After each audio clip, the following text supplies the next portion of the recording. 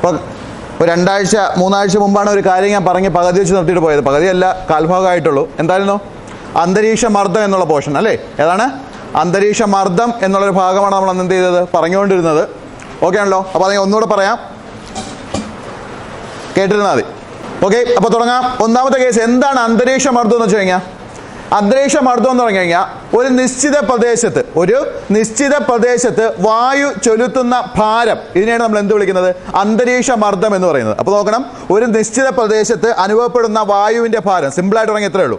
ഒരു നിശ്ചിത പ്രദേശത്ത് അനുഭവപ്പെടുന്ന വായുവിൻ്റെ ഭാരം, അല്ലെങ്കിൽ ചില ബുക്കുകളിൽ പിണ്ഡം എന്ന് പറഞ്ഞിട്ടുണ്ട്. അപ്പോൾ രണ്ട് നോക്കിക്കോണം, വായുവിൻ്റെ ഭാരം അല്ലെങ്കിൽ പിണ്ഡത്തിനെയാണ് നമ്മൾ എന്ത് വിളിക്കുന്നത്? അന്തരീക്ഷ മർദ്ദം എന്ന് പറയുന്നത്. ഓക്കെ ആണല്ലോ? അപ്പോൾ ഒന്നാമത്തെ പോയിന്റ്, അന്തരീക്ഷ മർദ്ദത്തിൽ നമ്മൾ പഠിക്കേണ്ട ഒന്നാമത്തെ പോയിന്റ് എന്ന് ചോദിച്ചു കഴിഞ്ഞാൽ, ഒരു നിശ്ചിത പ്രദേശത്ത് അല്ലെങ്കിൽ പ്രദേശത്ത് അനുഭവപ്പെടുന്ന വായുവിൻ്റെ ഭാരം, ഒരു നിശ്ചിത പ്രദേശത്ത് അനുഭവപ്പെടുന്ന വായുവിൻ്റെ ഭാരത്തിനെയാണ് നമ്മൾ എന്ത് വിളിക്കുന്നത്?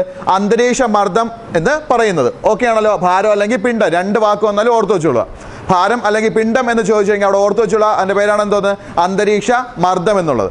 ഇനി ശ്രദ്ധിക്കേണ്ട കേസ്, ഭൗമോപരിതലത്തിൽ, അതായത് നമ്മുടെ ഉപരിതലത്തിൽ 1 സെന്റിമീറ്റർ സ്ക്വയർ അല്ലെങ്കിൽ 1 ചതുരശ്ര സെന്റിമീറ്ററിൽ വായു ചൊലുത്തുന്ന ഭാരം എത്രയെന്ന് ചോദിച്ചു കഴിഞ്ഞാൽ ഓർത്ത് വയ്ക്കുക, 1034 മില്ലിഗ്രാം പെർ സെന്റിമീറ്റർ സ്ക്വയർ ആണ്. എങ്ങനെയാണ് പറയേണ്ടത്? 1 ചതുരശ്ര സെന്റിമീറ്ററിൽ വായു ചൊലുത്തുന്ന ഭാരം എത്രയെന്ന് ചോദിച്ചു കഴിഞ്ഞാൽ എത്രയാണ്? 1034 മില്ലിഗ്രാം ആണ്. അപ്പോൾ എന്താണ് അന്തരീക്ഷ മർദ്ദം? ഞാൻ ആൾറെഡി പറഞ്ഞു കഴിഞ്ഞു. എന്താണ്? ഒരു നിശ്ചിത സ്ഥലത്ത് അനുഭവപ്പെടുന്ന വായുവിൻ്റെ ഭാരത്തിനെയാണ് നമ്മൾ എന്ത് വിളിക്കുന്നത്? അന്തരീക്ഷ മർദ്ദം എന്ന് പറയുന്നത്. എന്നാൽ 1 സെന്റിമീറ്റർ, 1 ചതുരശ്ര സെന്റിമീറ്ററിൽ അല്ലെങ്കിൽ 1 സെന്റിമീറ്റർ സ്ക്വയറിൽ വായു ചൊലുത്തുന്ന ഭാരം എത്രയെന്ന് ചോദിച്ചു കഴിഞ്ഞാൽ എത്രയാണ്? 1034 മില്ലിഗ്രാം പെർ സെന്റിമീറ്റർ സ്ക്വയർ ആണ്. എന്നുവെച്ചാൽ 1 സെന്റിമീറ്റർ നീളം, 1 സെന്റിമീറ്റർ വീതിയുള്ള ഒരു പ്രദേശത്ത് നമ്മൾ വായു ചെലുത്തുന്ന ഭാരം ചോദിച്ചു കഴിഞ്ഞാൽ എത്ര ഗ്രാമാണ്? 1034 മില്ലിഗ്രാം ആണ്. 1034 മില്ലിഗ്രാം ആണ്. ഓക്കെ ആണല്ലോ? ഇനി നമുക്ക് ശ്രദ്ധിക്കേണ്ട പ്രധാനപ്പെട്ട പോയിന്റ് എന്ന് വെച്ച് കഴിഞ്ഞാൽ, ഈ അന്തരീക്ഷ മർദ്ദം അളക്കാനുള്ള ഉപകരണം ചോദിച്ചു കഴിഞ്ഞാൽ, അന്തരീക്ഷ മർദ്ദം അളക്കാനുള്ള ഉപകരണം ചോദിച്ചു കഴിഞ്ഞാൽ ഓർത്ത് വെച്ചോളുക, ബാരോമീറ്റർ ആണ് അല്ലേ? എന്ത് ബാരോമീറ്റർ ആണ്? രസബാരോമീറ്റർ എന്ന് പറയണം. എന്താണ്? രസബാരോമീറ്റർ അല്ലെങ്കിൽ മെർക്കുറി ഉപയോഗിച്ച് പ്രവർത്തിക്കുന്ന ബാരോമീറ്റർ. ഓക്കെ ആണല്ലോ? രസബാരോമീറ്റർ ആണ് നമ്മുടെ അന്തരീക്ഷ മർദ്ദം അളക്കാൻ വേണ്ടി ഉപയോഗിക്കുന്ന ഉപകരണം. എന്നാൽ ചിലയിടത്ത് നമ്മൾ എന്ത് ഉപയോഗിക്കുന്നത്? അനിറോയിഡ് ബാരോമീറ്റർ ഉപയോഗിക്കുന്നുണ്ട്. എന്തുപയോഗിക്കുന്നുണ്ട്? അനിറോയിഡ് ബാരോമീറ്റർ ഉപയോഗിക്കുന്നുണ്ട്. തമ്മിൽ വ്യത്യാസം എന്താ? വ്യത്യാസം എത്രയേ ഉള്ളൂ. രസമോ അല്ലെങ്കിൽ എന്തെങ്കിലും ദ്രവങ്ങളോ ഉപയോഗിക്കുന്ന, രസം ഉപയോഗിച്ച് വർക്ക് ചെയ്യുന്ന ബാരോമീറ്ററിനെ നമ്മൾ എന്ത് വിളിക്കുന്നത്? രസബാരോമീറ്റർ എന്നും, രസം ഉപയോഗിക്കാതെ അല്ലാതെ പ്രവർത്തിക്കുന്ന ബാരോമീറ്റർ നമ്മൾ എന്ത് വിളിക്കും? അനിറോയിഡ് ബാരോമീറ്റർ എന്ന് പറയും. ഓക്കെ ആണല്ലോ? അപ്പോൾ അന്തരീക്ഷ മർദ്ദം അളക്കാനുള്ള ഉപകരണം ചോദിച്ചു കഴിഞ്ഞാൽ എന്താണ്? രസബാരോമീറ്റർ ആണ്. അന്തരീക്ഷ മർദ്ദം അളക്കാനുള്ള ഉപകരണം ചോദിച്ചാൽ ഏതാണ്? രസബാരോമീറ്റർ ആണ്. അതും കൂടെ ഒന്ന് ഓർത്ത് വയ്ക്കുക. അപ്പോൾ അന്തരീക്ഷ മർദ്ദം അളക്കാനുള്ള ഉപകരണം ചോദിച്ചു കഴിഞ്ഞാൽ ഏതാണ്? രസബാരോമീറ്റർ ആണ്. ബാരോമീറ്റർ ആണ്. ഓക്കെ ആണല്ലോ? ഇനി നമുക്ക് ശ്രദ്ധിക്കേണ്ട പ്രധാനപ്പെട്ട കേസ്, ഈ ബാരോമീറ്റർ കണ്ടുപിടിച്ചത് ആരാണ്? ടോറിസെല്ലി. ബാരോമീറ്റർ കണ്ടുപിടിച്ച ആരാണ്? ടോറിസെല്ലി. അത് അഡീഷണൽ ആയിട്ട് പഠിക്കേണ്ടത്. ബാരോമീറ്റർ കണ്ടുപിടിച്ച ആരെന്ന് ചോദിച്ചാൽ ഓർത്ത് വയ്ക്കുക, ആരാണ്? ടോറിസെല്ലിയാണ്. ബാരോമീറ്റർ കണ്ടുപിടിച്ച ആരാണ്?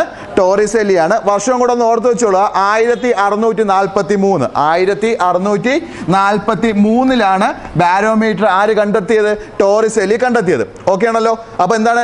വായു ചെലുത്തുന്ന ഭാരം ചോദിച്ചു കഴിഞ്ഞാൽ, 1 ചതുരശ്ര സെന്റിമീറ്ററിൽ വായു ചെലുത്തുന്ന ഭാരം ചോദിച്ചു കഴിഞ്ഞാൽ എത്രയാണ്? 1034 മില്ലിഗ്രാം ആണ്. ഇത് അളക്കാൻ വേണ്ടി ഉപയോഗിക്കുന്ന ഉപകരണം ചോദിച്ചാൽ ഏതാണ്? രസബാരോമീറ്റർ ആണ്. ഇത് കണ്ടുപിടിച്ചത് ആരെന്ന് ചോദിച്ചാൽ ആരാണ്? ടോറിസെല്ലിയാണ്. വർഷം 1643. വർഷം ഏതാണ്? 1643 ആണ്. ഓക്കെ ആണല്ലോ? ഇനി നമുക്ക് ശ്രദ്ധിക്കേണ്ട കേസ്, ഇത് അളക്കാനുള്ള, ഇപ്പം നമ്മൾ അളന്നു കഴിഞ്ഞാൽ ഇതിൻ്റെ ഏകകം അല്ലെങ്കിൽ യൂണിറ്റ് എന്താണെന്ന് ചോദിക്കാം. അന്തരീക്ഷ മർദ്ദത്തിൻ്റെ യൂണിറ്റ് അല്ലെങ്കിൽ ഏകകം ചോദിച്ചു കഴിഞ്ഞാൽ ഓർത്ത് വയ്ക്കുക, ഒന്നേതാണ്? Millibar. ഒന്നേതാണ്? Millibar. അല്ലെങ്കിൽ അതിനടുത്ത് വേറൊരു വാക്കും കൂടെ നമ്മൾ ഉപയോഗിക്കുന്നുണ്ട്. ഏതാണ്? Hectopascal. ഏതാണ്? Hectopascal. അപ്പോൾ അന്തരീക്ഷ മർദ്ദത്തിൻ്റെ യൂണിറ്റ് അല്ലെങ്കിൽ ഏകകം ചോദിച്ചു കഴിഞ്ഞാൽ ഓർത്ത് വയ്ക്കുക, ഒന്ന് മില്ലി ബാർ, അതല്ലെങ്കിൽ അടുത്തത് ഏതാണ്? Hectopascal. ഏതാണ്? Hectopascal. പേരിൽ മാത്രമേ വ്യത്യാസമുള്ളൂ. രണ്ടിൻ്റെ അളവ് എന്ത് തന്നെയാണ്? തുല്യം തന്നെയാണ്. രണ്ടിൻ്റെ അളവ് എന്ത് തന്നെയാണ്? തുല്യം തന്നെയാണ്. ഓക്കെ ആണല്ലോ? മില്ലി ബാർ അല്ലെങ്കിൽ ഹെക്ടോ പാസ്കൽ. കേട്ടല്ലോ? അപ്പോൾ അളക്കാനുള്ള അല്ലെങ്കിൽ ഇതിൻ്റെ യൂണിറ്റ് അല്ലെങ്കിൽ ഇതിൻ്റെ ഏകകം, നമ്മൾ അന്തരീക്ഷ മർദ്ദം പറയുന്ന ഏകകം അല്ലെങ്കിൽ യൂണിറ്റ് എന്ന് ചോദിച്ചാൽ ഏതാണ്? മില്ലി ബാർ അല്ലെങ്കിൽ ഹെക്ടോ പാസ്കൽ. മില്ലി ബാർ അല്ലെങ്കിൽ ഹെക്ടോ പാസ്കൽ ആണ്. ഇനി നമ്മുടെ ശരാശരി അന്തരീക്ഷ മർദ്ദം എത്ര മില്ലി ബാർ എന്ന് ചോദിച്ചാൽ എത്ര മില്ലി ബാർ എന്ന് പറയണം? 1013.2 മില്ലി ബാർ ആണ്. അപ്പോൾ നമ്മുടെ അന്തരീക്ഷത്തിൽ നമ്മുടെ ഭൂമിയിലെ ശരാശരി അന്തരീക്ഷ മർദ്ദം, നമ്മുടെ ഭൂമിയിലെ ശരാശരി അന്തരീക്ഷ മർദ്ദം ചോദിച്ചു കഴിഞ്ഞാൽ ഏതാണ്? 1013.2 മില്ലി ബാറാണ്. 1013.2 മില്ലി ബാറാണ്. ഓക്കെ ആണല്ലോ. എന്നാൽ ഇത് സൂചിപ്പിക്കാൻ അല്ലെങ്കിൽ ഇത് കാണുന്നത് നമ്മുടെ രസ ബാരോമീറ്റർ എത്ര സെന്റിമീറ്റർ ഉയരത്തിലാണെന്ന് ചോദിച്ചു കഴിഞ്ഞാൽ എത്ര സെന്റിമീറ്റർ ഉയരത്തിലാണ്? 76 സെന്റിമീറ്റർ ഉയരത്തിലാണ്. എത്ര സെന്റിമീറ്റർ ഉയരത്തിലാണ്? 76 സെന്റിമീറ്റർ ഉയരത്തിലാണ്. ഇത് ഏത് സൂചിപ്പിക്കുന്നത്? 1013.2 മില്ലി ബാർ സൂചിപ്പിക്കുന്നത്. ഓക്കെ ആണല്ലോ. അപ്പോൾ രസ ബാരോമീറ്റർ എടുത്തു കഴിഞ്ഞാൽ 76 സെന്റിമീറ്റർ കാണിക്കുകയാണെങ്കിൽ നമ്മുടെ അന്തരീക്ഷ മർദ്ദം എത്ര മില്ലി ബാർ ആയിരിക്കും? 1013.2 മില്ലി ബാർ ആയിരിക്കും. ഓക്കെ ആണല്ലോ. അപ്പം നമ്മുടെ ഒരു നോർമൽ കാലാവസ്ഥയിൽ നമ്മുടെ എന്താണ് ഈ രസ ബാരോമീറ്റർ എത്ര സെന്റിമീറ്റർ ഉയർത്തി കാണും ചോദിച്ചാൽ എത്ര സെന്റിമീറ്റർ ഉയർത്തി കാണും? 76 സെന്റിമീറ്റർ ഉയർത്തി കാണും. ഈ 76 സെന്റിമീറ്റർ ഉയർത്തി കാണുമ്പോൾ അന്നത്തെ നമ്മുടെ അന്തരീക്ഷ മർദ്ദം എത്രയായിരിക്കും? 1013.2 മില്ലി ബാർ ആയിരിക്കും. 1013.2 മില്ലി ബാർ ആയിരിക്കും. ഓക്കെ ആണല്ലോ. എന്നാൽ നമുക്ക് ഒരു കാര്യം ചോദിക്കാം. സിമ്പിൾ ആയിട്ടുള്ള ഒരു കാര്യമാണ് ഞാൻ ചോദിക്കാൻ പോകുന്നത്. ഇപ്പം രസ ബാരോമീറ്റർ ഏറ്റവും ഉയർന്നു നിന്ന് കഴിഞ്ഞാൽ അത് എന്തിനെയാണ് നമ്മൾ സൂചിപ്പിക്കുന്നത്? രസ ബാരോമീറ്റർ ഏറ്റവും ഉയരത്തിൽ നിന്ന് കഴിഞ്ഞാൽ അത് എന്തിനായിരിക്കും സൂചിപ്പിക്കുന്നത്? തെളിഞ്ഞ കാലാവസ്ഥയായിരിക്കും സൂചിപ്പിക്കുന്നത്. രസ ബാരോമീറ്റർ ഏറ്റവും ഉയരത്തിൽ നിന്ന് കഴിഞ്ഞാൽ എന്തിനാണ് സൂചിപ്പിക്കുന്നത്? തെളിഞ്ഞ കാലാവസ്ഥയും. രസ ബാരോമീറ്റർ തീരെ താഴ്ന്നു നിൽക്കുകയാണെങ്കിൽ അവിടെ എന്തിനാണ് സൂചിപ്പിക്കുന്നത്? കൊടുങ്കാറ്റിനെയാണ് സൂചിപ്പിക്കുന്നത്. അപ്പോൾ രസ ബാരോമീറ്റർ താഴ്ന്നു നിന്ന് കഴിഞ്ഞാൽ എന്തിനാണ് സൂചിപ്പിക്കുന്നത്? കൊടുങ്കാറ്റിനെയാണ്. ഏറ്റവും ഉയർന്നു നിന്നാലോ തെളിഞ്ഞ അന്തരീക്ഷമായിരിക്കും, തെളിഞ്ഞ കാലാവസ്ഥയായിരിക്കും. ഓക്കെ ആണല്ലോ. ആ കാര്യം കൂടെ ഒന്ന് എന്ത് ചെയ്യുക? ഓർത്തു വയ്ക്കാം. അപ്പോൾ രസ ബാരോമീറ്റർ ഉയർന്നു നിന്ന് കഴിഞ്ഞാൽ എന്തിനാണ് സൂചിപ്പിക്കുന്നത്? തെളിഞ്ഞ കാലാവസ്ഥ അല്ലെങ്കിൽ തെളിഞ്ഞ ഭൂമിയെയും. എന്നാൽ താഴ്ന്നു വന്നു കഴിഞ്ഞാൽ അതിനെ സൂചിപ്പിക്കുന്നത് എന്തോന്നാണ്? കൊടുങ്കാറ്റുള്ള പ്രദേശം അല്ലെങ്കിൽ കൊടുങ്കാറ്റുമായിട്ട് ബന്ധപ്പെട്ടായിരിക്കും സൂചിപ്പിക്കുന്നത്. ഓക്കെ ആണല്ലോ. അപ്പോൾ ഇത്രയും കാര്യങ്ങൾ ഞാൻ ഒന്നുകൂടെ പറയുകയാണ്, ജസ്റ്റ് നോക്കിയോളാം. ഇത്രയും കാര്യങ്ങൾ എന്തൊക്കെയാണ്? ഒന്നെന്ന് പറഞ്ഞാൽ എന്താണ് അന്തരീക്ഷ മർദ്ദം ചോദിച്ചാൽ എന്താണ്? ഒരു പ്രദേശത്ത് അനുഭവപ്പെടുന്ന വായുവിൻ്റെ ഭാരമാണ്. ഒരു പ്രദേശത്ത് അനുഭവപ്പെടുന്ന വായുവിൻ്റെ ഭാരത്തിനെയാണ് നമ്മൾ എന്ത് വിളിക്കുന്നത്? അന്തരീക്ഷ മർദ്ദം എന്ന് പറയുന്നത്. ഒരു പ്രദേശത്ത് അനുഭവപ്പെടുന്ന വായുവിൻ്റെ ഭാരത്തിന് നമ്മൾ എന്ത് വിളിക്കും? അന്തരീക്ഷ മർദ്ദം എന്ന് പറയും. എന്നാൽ ഒരു ചതുരശ്ര സെന്റിമീറ്റർ, അടുത്ത പറയുന്ന ഒരു ചതുരശ്ര സെന്റിമീറ്റർ വായു ചൊല്ലുത്തുന്ന ഭാരം അല്ലെങ്കിൽ വായു കൊടുക്കുന്ന ഭാരം എത്രയെന്ന് ചോദിച്ചു കഴിഞ്ഞാൽ എത്രയാണ്? 1034 മില്ലിഗ്രാം ആണ്. 1034 മില്ലിഗ്രാം ആണ് ഒരു ചതുരശ്ര സെന്റിമീറ്റർ വായുവിൻ്റെ ഭാരം അല്ലെങ്കിൽ വായു ചെലുത്തുന്ന ഭാരം എന്ന് പറയുന്നത്. അടുത്ത് ഇത് അളക്കാൻ ഉപയോഗിക്കുന്ന ഉപകരണം ചോദിച്ചു കഴിഞ്ഞാൽ അത് ഏതാണ്? രസ ബാരോമീറ്റർ ആണ്. ഇത് അളക്കാൻ ഉപയോഗിക്കുന്ന ഉപകരണം ഏതാണ്? രസ ബാരോമീറ്റർ ആണ്. ഇത് കണ്ടുപിടിച്ചത് ആരെന്ന് ചോദിച്ചാൽ ആരാണ്? ടോറിസെല്ലിയാണ്. ഇത് കണ്ടുപിടിച്ചത് ആരാണ്? ടോറിസെല്ലിയാണ്. വർഷം 1643. വർഷം ഏതാണ്? 1643. ഇനി ഇത് അളക്കാനുള്ള യൂണിറ്റുകൾ അല്ലെങ്കിൽ ഏകകം ഏതെന്ന് ചോദിച്ചു കഴിഞ്ഞാൽ അത് ഏതാണ്? മില്ലി ബാറും ഹെക്ടോ പാസ്കലും. മില്ലി ബാറും ഹെക്ടോ പാസ്കലുമാണ് ഇത് അളക്കാനുള്ള യൂണിറ്റുകൾ എന്ന് പറയുന്നത്. ഇനി നമ്മുടെ നോർമൽ ഉള്ള ഒരു കാലാവസ്ഥയിൽ നമ്മുടെ അന്തരീക്ഷ മർദ്ദം എത്രയെന്ന് ചോദിച്ചാൽ എത്രയായിരിക്കും? 1013.2 മില്ലിഗ്രാം ആയിരിക്കും. മില്ലി ബാർ ആയിരിക്കും. 1013.2 മില്ലി ബാർ ആയിരിക്കും. ഇത് സൂചിപ്പിക്കാൻ എന്താണ്? നമ്മുടെ രസ ബാരോമീറ്റർ എത്ര സെന്റിമീറ്റർ ഉയരത്തിലായിരിക്കും? എത്ര സെന്റിമീറ്റർ ഉയരത്തിലായിരിക്കും? 76 സെന്റിമീറ്റർ ഉയരത്തിലായിരിക്കും. ഓക്കെ ആണല്ലോ. രസ ബാരോമീറ്ററിന്റെ നിരപ്പ് എത്ര സെന്റിമീറ്റർ ഉയരത്തിലായിരിക്കും? 76 സെന്റിമീറ്റർ ഉയരത്തിലായിരിക്കും. ഓക്കെ ആണല്ലോ. അപ്പോൾ 76 സെന്റിമീറ്റർ ഉയരത്തിൽ നിന്ന് കഴിഞ്ഞാൽ അർത്ഥം എന്താണ്? നമ്മുടെ അന്തരീക്ഷ മർദ്ദം എന്ന് പറയുന്നത് എത്രയാണ്? 1013.2 മില്ലി ബാർ. ഓക്കെ ആണല്ലോ. ഇനി സമുദ്രനിരപ്പിൽ എത്രയാണ് അന്തരീക്ഷ മർദ്ദം ചോദിച്ചാൽ എത്രയായിരിക്കും? സമുദ്രനിരപ്പിലെ അന്തരീക്ഷ മർദ്ദം ചോദിച്ചു കഴിഞ്ഞാൽ ഈ സെയിം തന്നെയാണ് കേട്ടോ. സമുദ്രനിരപ്പിലെ അന്തരീക്ഷ മർദ്ദം ചോദിച്ചു കഴിഞ്ഞാൽ എത്ര തന്നെയാണ്? 1013.2 മില്ലി ബാർ തന്നെയാണ്. സമുദ്രനിരപ്പിലെ ഏകദേശ അന്തരീക്ഷ മർദ്ദം ചോദിച്ചാലും എത്ര തന്നെയാണ്? 1013.2 മില്ലി ബാർ തന്നെയാണ്.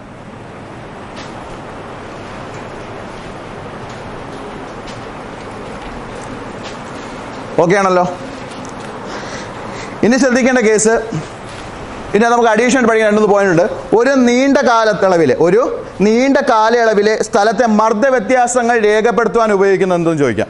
ഒരു നീണ്ട കാലയളവിലെ ഒരു സ്ഥലത്തെ മർദ്ദ വ്യത്യാസങ്ങൾ രേഖപ്പെടുത്താൻ ഉപയോഗിക്കുന്നത് എന്ന് ചോദിച്ചാൽ എന്താണ്? ഓർത്ത് വെച്ചോണം. മൈക്രോ ബാരോ വേരിയോഗ്രാഫ്. മൈക്രോ ബാരോ വേരിയോഗ്രാഫ്.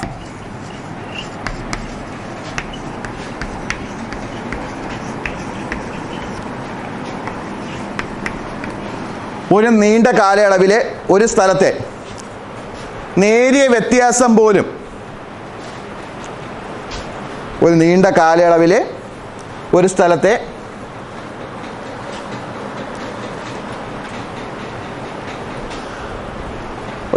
അന്തരീക്ഷ മർദ്ദത്തെ നേരിയ വ്യത്യാസം പോലും നേരിയ വ്യത്യാസം പോലും സൂചിപ്പിക്കാൻ ഉപയോഗിക്കുന്നത്. ഒരു നീണ്ട കാലയളവിലെ ഒരു പ്രദേശത്തെ നേരിയ മർദ്ദവ്യത്യാസം പോലും സൂചിപ്പിക്കാൻ ഉപയോഗിക്കുന്നത്. ഓക്കെ ആണല്ലോ. അതേതാണ്? മൈക്രോ ബാരോ വേരിയോഗ്രാഫ്. മൈക്രോ ബാരോ വേരിയോഗ്രാഫ്. ഓക്കെ ആണല്ലോ. അപ്പോൾ ഒരു പ്രദേശത്ത് ചെറിയൊരു വ്യത്യാസം ഉണ്ടായപ്പോൾ അത് സൂചിപ്പിക്കാൻ വേണ്ടി ഉപയോഗിക്കുന്നതാണ് എന്ന് പറയപ്പെടുന്നത് മൈക്രോ ബാരോ വേരിയോഗ്രാഫ് എന്ന് പറയുന്നത്. ഓക്കെ ആണല്ലോ. അങ്ങനെയാണെങ്കിൽ നമ്മൾ അന്തരീക്ഷ മർദ്ദം രേഖപ്പെടുത്താൻ ഉപയോഗിക്കേണ്ടത് ഏതായിരിക്കും? ബാരോഗ്രാഫാണ്. ഓക്കെ ആണല്ലോ. അന്തരീക്ഷ മർദ്ദം രേഖപ്പെടുത്താൻ ഉപയോഗിക്കുന്നത് എന്ന് ചോദിച്ചാൽ ഏതാണ്? ബാരോഗ്രാഫാണ്. അന്തരീക്ഷ മർദ്ദം രേഖപ്പെടുത്താൻ ഉപയോഗിക്കുന്നതെന്ന് ചോദിച്ചാൽ എന്താണ്? ബാരോഗ്രാഫാണ്. അന്തരീക്ഷ മർദ്ദം രേഖപ്പെടുത്താൻ ഉപയോഗിക്കുന്നതെന്ന് ചോദിച്ചാൽ എന്താണ്? ബാരോഗ്രാഫ്. അന്തരീക്ഷ മർദ്ദം രേഖപ്പെടുത്താൻ ഉപയോഗിക്കുന്നതെന്ന് ചോദിച്ചാൽ എന്താണത്? ബാരോഗ്രാഫാണ്.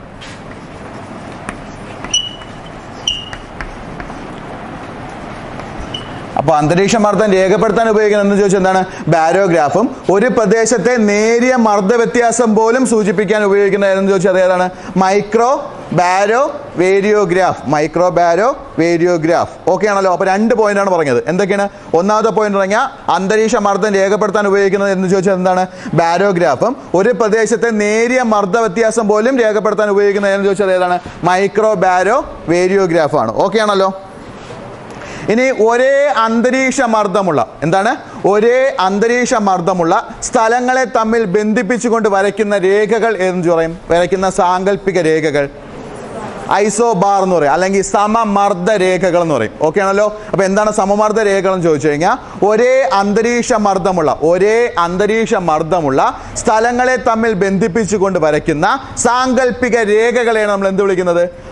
ഐസോബാർ അല്ലെങ്കിൽ സമമർദ്ദ രേഖകൾ എന്ന് പറയും. ഓക്കെ ആണല്ലോ. അപ്പൊ ഐസോബാർ എന്തെന്ന് ചോദിച്ചാലും സമമർദ്ദ രേഖകൾ എന്തെന്ന് ചോദിച്ചാലും ഓർത്തു വെച്ചോളൂ. എന്താണ്? ഒരേ അന്തരീക്ഷ മർദ്ദമുള്ള സ്ഥലങ്ങളെ തമ്മിൽ ബന്ധിപ്പിച്ചുകൊണ്ട് വരയ്ക്കുന്ന സാങ്കല്പിക രേഖകളെയാണ് നമ്മൾ എന്ത് വിളിക്കുന്നത്? ഐസോബാർ അല്ലെങ്കിൽ സമമർദ്ദ രേഖകൾ എന്ന് വിളിക്കും. ഐസോബാർ അല്ലെങ്കിൽ സമമർദ്ദ രേഖകൾ എന്ന് പറയും. ഓക്കെ ആണല്ലോ. ഇനി നമുക്ക് നോക്കാനുള്ളത് നമ്മുടെ അന്തരീക്ഷ മർദ്ദത്തെ സ്വാധീനിക്കുന്ന ഘടകങ്ങൾ എന്തൊക്കെയാണ്? അന്തരീക്ഷ മർദ്ദത്തെ സ്വാധീനിക്കുന്ന ഘടകങ്ങൾ എന്തൊക്കെ?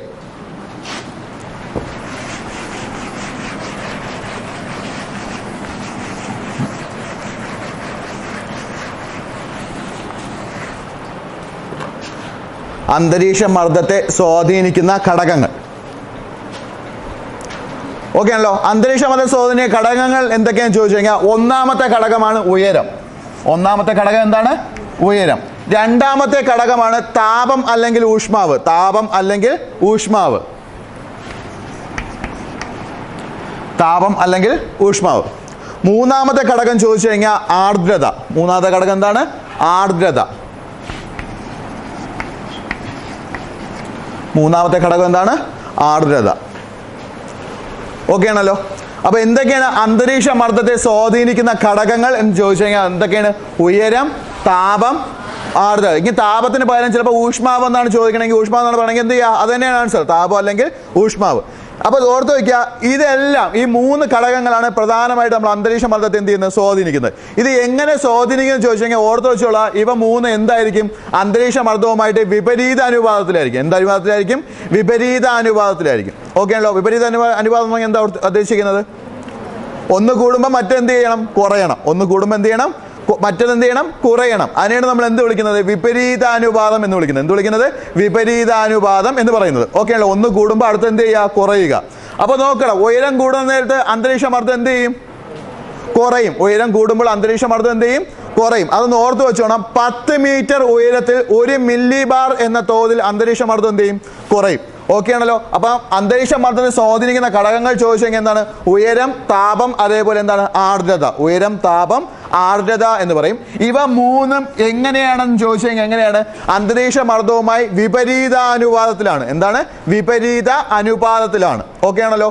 ഉയരവും താപവും ആർദ്രതയും അന്തരീക്ഷ മർദ്ദവുമായി എന്ത് അനുപാതത്തിലാണ്? വിപരീത അനുപാതത്തിലാണെന്ന് കൂടെ ഓർത്ത് വയ്ക്കുക. ഓക്കെ ആണല്ലോ. ഇതിൽ ഉയരം മാത്രം നമ്മളൊന്ന് അഡീഷണൽ ആയിട്ട് ഒരു കാര്യം പഠിച്ചു വയ്ക്കുക. എന്താണ്? 10 മീറ്റർ ഉയരുമ്പോൾ അല്ലെങ്കിൽ 10 മീറ്റർ ഉയരത്തിലേക്ക് പോകുന്നതോറും 1 മില്ലി ബാർ എന്ന തോതിൽ അന്തരീക്ഷ മർദ്ദം എന്ത് ചെയ്ത് വരും? കുറഞ്ഞു വരും. ഓക്കെ ആണല്ലോ. 10 മീറ്റർ ഉയരത്തിൽ പോകുന്നതോറും 1 മില്ലി ബാർ എന്ന തോതിൽ അന്തരീക്ഷ മർദ്ദം എന്ത് ചെയ്യും? കുറഞ്ഞു വരും. ആ കാര്യം ഒന്ന് എന്ത് ചെയ്യുക? അഡീഷണൽ പഠിച്ചു വയ്ക്കുക. 10 മീറ്റർ ഉയരത്തിൽ പോകുമ്പോൾ 1 മില്ലി ബാർ എന്ന തോതിൽ അന്തരീക്ഷ മർദ്ദം എന്ത് ചെയ്യും? കുറയും. ഓക്കെ ആണല്ലോ. ബാക്കിയെല്ലാം നമ്മൾ ഓർത്ത് താപം വർദ്ധിക്കുമ്പോൾ അന്തരീക്ഷ മർദ്ദം എന്ത് ചെയ്യും? കുറയും. അതേപോലെ എന്താണ് ആർദ്രത കൂടുമ്പോൾ അന്തരീക്ഷ മർദ്ദം എന്ത് ചെയ്യും? കുറയും. ഇനി എന്താണ് ആർദ്രത എന്ന് ചോദിച്ചു കഴിഞ്ഞാൽ അന്തരീക്ഷത്തിലെ വായുവിന്റെ ജലാംശത്തിന്റെ അളവിനെയാണ് നമ്മൾ എന്ത് വിളിക്കുന്നത്? ആർദ്രത എന്ന് പറയുന്നത്. ഓക്കെ ആണല്ലോ. അന്തരീക്ഷ വായുവിലെ ജലാംശത്തിന്റെ അളവിനെയാണ് നമ്മൾ എന്ത് വിളിക്കുന്നത്? ആർദ്രത എന്ന് പറയുന്നത്. ഓക്കെ ആണല്ലോ. അതും കൂടെ ഒന്ന് പഠിച്ചു വെക്കുക. അന്തരീക്ഷ വായുവിലെ ജലാംശത്തിന്റെ അളവ്, അന്തരീക്ഷ വായുവിലെ ജലാംശത്തിന്റെ അളവിനെയാണ് നമ്മൾ എന്ത് പറയുന്നത്? ആർദ്രത എന്ന് പറയുന്നത്.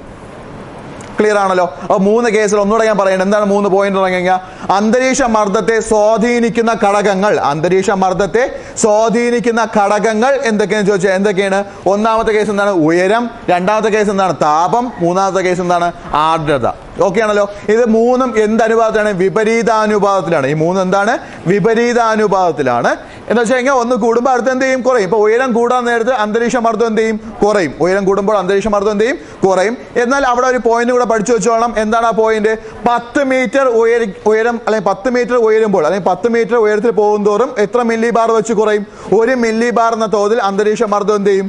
കുറയും. ആ തോതും കൂടെ ഒന്ന് എന്ത് ചെയ്യുക? പഠിച്ചു വയ്ക്കുക. അതേപോലെ താപം അല്ലെങ്കിൽ ഊഷ്മാവ് വർദ്ധിക്കുമ്പോഴും അന്തരീക്ഷ മർദ്ദം എന്ത് ചെയ്യും? കുറയും. താപം അല്ലെങ്കിൽ ഊഷ്മാവ് വർദ്ധിക്കുമ്പോൾ അന്തരീക്ഷ മർദ്ദം എന്ത് ചെയ്യും? കുറയും. അതേപോലെ ആർദ്രത കൂടുമ്പോൾ അന്തരീക്ഷത്തിലെ ആർദ്രത കൂടുമ്പോഴും മർദ്ദം എന്ത് ചെയ്യും? കുറയും. ഓക്കെ ആണല്ലോ. ഇനി തിരിച്ചു പറഞ്ഞാലും മതി. ആർദ്രത കുറയുമ്പോൾ അന്തരീക്ഷ മർദ്ദം എന്ത് ചെയ്യും? കൂടും. ആർദ്രത കുറയുമ്പോൾ അന്തരീക്ഷ മർദ്ദം എന്ത് ചെയ്യും? കൂടും. ഓക്കെ ആണല്ലോ. അപ്പോൾ ഇത്രയും പോയിന്റ് ഒന്ന് എന്ത് ചെയ്യുക? ക്ലിയർ ചെയ്ത് ഓർത്ത് വയ്ക്കുക. അപ്പോൾ അന്തരീക്ഷ മർദ്ദത്തെ സ്വാധീനിക്കുന്ന പ്രധാനപ്പെട്ട ഘടകങ്ങൾ ഏതൊക്കെയാണെന്ന് വെച്ചാൽ ഏതൊക്കെയാണ്? ഉയരം, താപം, അതേപോലെ എന്താണ്? ആർദ്രത. ഉയരം, താപം, ആർദ്രത.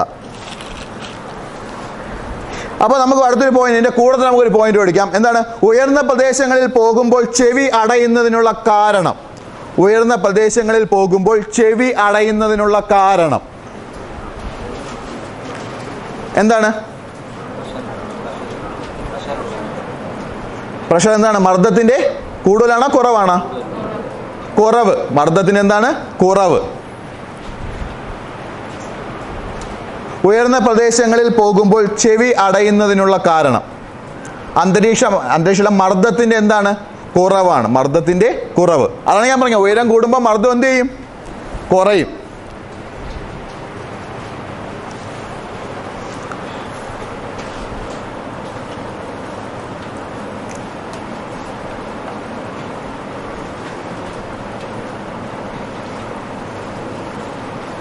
ഓക്കെ ആണല്ലോ.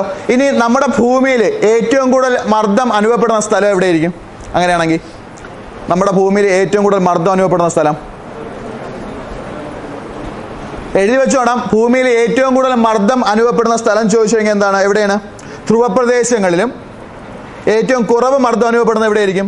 ഭൂമധ്യരേഖാ പ്രദേശങ്ങളിലും ആയിരിക്കും. ഭൗമോപരിതലത്തിൽ ഏറ്റവും കൂടുതൽ മർദ്ദം അനുഭവപ്പെടുന്നത് ഭൗമോപരിതലത്തിൽ ഏറ്റവും കൂടുതൽ മർദ്ദം അനുഭവപ്പെടുന്നത്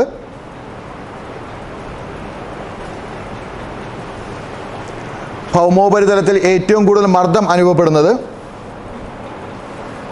എവിടെയാണ്? ധ്രുവപ്രദേശങ്ങളിൽ. ഭൗമോപരിതലത്തിൽ ഏറ്റവും കൂടുതൽ മർദ്ദം അനുഭവപ്പെടുന്നത് എവിടെയായിരിക്കും? ധ്രുവപ്രദേശങ്ങളിലായിരിക്കും. അവിടെ ഊഷ്മാവ് അല്ലെങ്കിൽ അവിടെ താപം കുറവല്ലേ? ധ്രുവപ്രദേശങ്ങളിൽ പോകുമ്പോൾ തണുപ്പ് കൂടുതലല്ലേ? അപ്പോൾ അവിടെ മർദ്ദം എന്തായിരിക്കും? കൂടുതലായിരിക്കും. മർദ്ദം എന്തായിരിക്കും? കൂടുതലായിരിക്കും. എന്നാൽ നമ്മുടെ ഭൂമധ്യരേഖ പ്രദേശത്ത് എത്തുമ്പോഴോ തണുപ്പ് കൂടുതലുണ്ടോ? ഇല്ല. കാരണം എന്താണ്? സൂര്യന്റെ രശ്മികൾ എപ്പോഴും ലംബമായിട്ട് പതിക്കുന്ന സ്ഥലമാണ് ഏതെന്നറിയപ്പെടുന്നത്? ഭൂമധ്യരേഖാ പ്രദേശങ്ങൾ എന്ന് പറയുന്നത്. ഓക്കെ ആണല്ലോ. സൂര്യന്റെ രശ്മികൾ എപ്പോഴും ലംബമായിട്ട് പതിക്കുന്ന സ്ഥലമാണ് ഏതെന്നറിയപ്പെടുന്നത്? ഭൂമധ്യരേഖാ പ്രദേശങ്ങൾ എന്നറിയപ്പെടുന്നത്. ഓക്കെ ആണല്ലോ. അവിടെ ഭൂമധ്യരേഖാ പ്രദേശങ്ങളിൽ എപ്പോഴും അന്തരീക്ഷ മർദ്ദം എന്തായിരിക്കും? കുറവായിരിക്കും. അന്തരീക്ഷ മർദ്ദം എന്തായിരിക്കും? കുറവായിരിക്കും. അപ്പൊ അന്തരീക്ഷ മർദ്ദം കൂടുതൽ എവിടെയെന്ന് ചോദിച്ചു കഴിഞ്ഞാൽ എവിടെയാണ്? ധ്രുവപ്രദേശങ്ങളിലും. കുറവ് എവിടെയെന്ന് ചോദിച്ചാൽ എവിടെയാണ്? ഭൂമധ്യരേഖാ പ്രദേശങ്ങളിലാണ് അല്ലെങ്കിൽ മധ്യരേഖാ പ്രദേശങ്ങളിലുമാണ്. ഓക്കെ ആണല്ലോ. അപ്പൊ അന്തരീക്ഷ മർദ്ദം കൂടുതൽ എവിടെയാണെന്ന് ചോദിച്ചാൽ എവിടെയാണ്? ധ്രുവപ്രദേശങ്ങളിലും. അന്തരീക്ഷ മർദ്ദം കുറവ് എവിടെയെന്ന് ചോദിച്ചാൽ എവിടെയാണ്?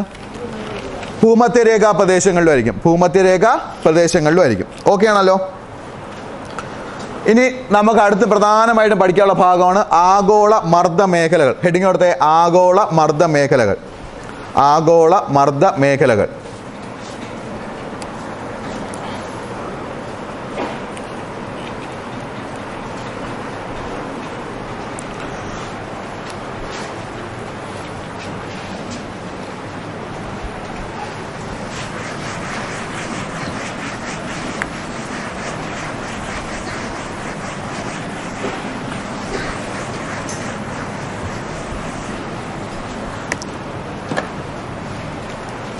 ഓക്കെ, അപ്പൊ ഇത്രയും പറഞ്ഞെങ്കിൽ എന്തെങ്കിലും ഡൗട്ട് ഉണ്ടോ ആർക്കെങ്കിലും?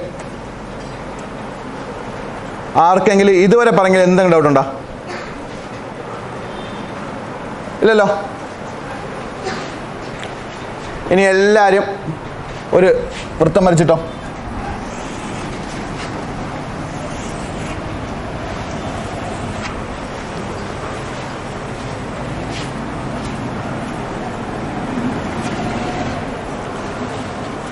അപ്പൊ ആഗോള മർദ്ദമേഖല എന്തെന്നാണ് പറയാൻ പോണത്?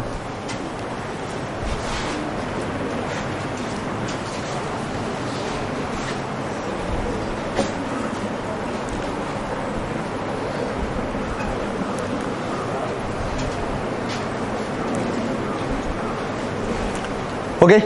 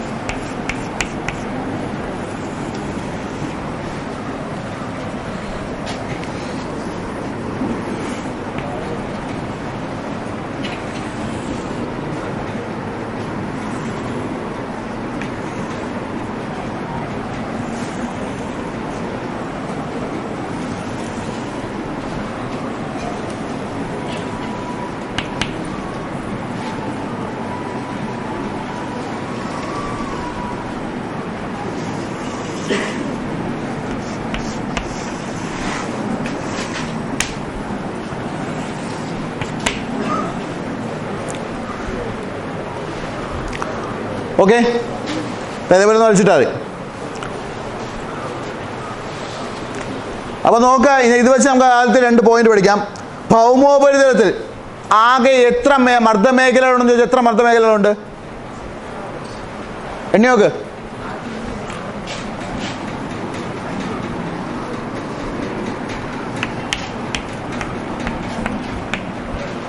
ഏഴെണ്ണം ഉണ്ട്. എത്ര എണ്ണം ഉണ്ട്?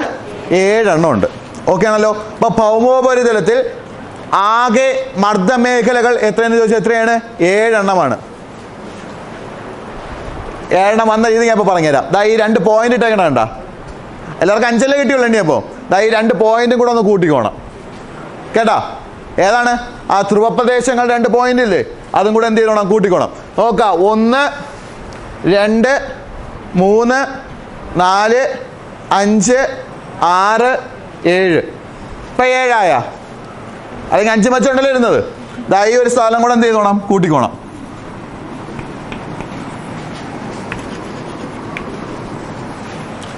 ഓക്കെ ആണല്ലോ. അപ്പോൾ ഭൗമോപരിതലത്തിൽ ആകെ എത്ര മർദ്ദമേഖലകളുണ്ട്? എത്ര മർദ്ദമേഖലകളുണ്ട്? 7 മർദ്ദമേഖലകളുണ്ട്. എത്ര മർദ്ദമേഖലകളുണ്ട്? 7 മർദ്ദമേഖലകളുണ്ട്. ഓക്കെ ആണല്ലോ.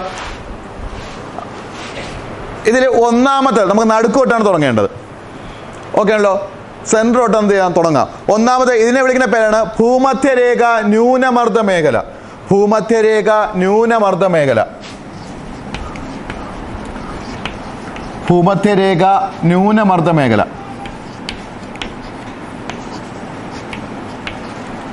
ഭൂമധ്യരേഖ ന്യൂനമർദ്ദ മേഖല.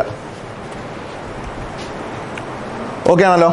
ഇത് കറക്റ്റായിട്ട് പറഞ്ഞു കഴിഞ്ഞാൽ നമ്മളെന്താണ്, 5 ഡിഗ്രി നോർത്ത് മുതൽ 5 ഡിഗ്രി സൗത്ത് വരെ വരുന്ന മേഖലയാണ് നമ്മൾ എന്ത് വിളിക്കുന്നത്?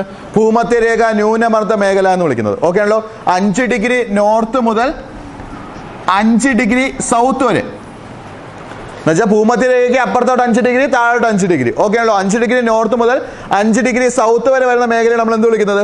ഭൂമധ്യരേഖ ന്യൂനമർദ്ദ മേഖല എന്നുള്ളത്. ഭൂമധ്യരേഖ ന്യൂനമർദ്ദ മേഖല എന്ന് പറയുന്നത്. ഓക്കെ ആണല്ലോ. ഇനി ജോഡി വെച്ച് വേണം പറയാനുള്ളത്. ഇനിയെല്ലാം എന്താണ്? ജോഡി വെച്ച് വേണം പറയാനുള്ളത്. ദാ അടുത്തതിൻ്റെ തൊട്ട് മുകളിൽ വരുന്നത് 30 ഡിഗ്രി വടക്ക് വരുന്ന ഭാഗം. 30 ഡിഗ്രി വടക്ക് വരുന്ന ഭാഗം. അതേപോലെ 30 ഡിഗ്രി തെക്ക് വരുന്ന ഭാഗം. 30 ഡിഗ്രി തെക്ക് വരുന്ന ഭാഗം.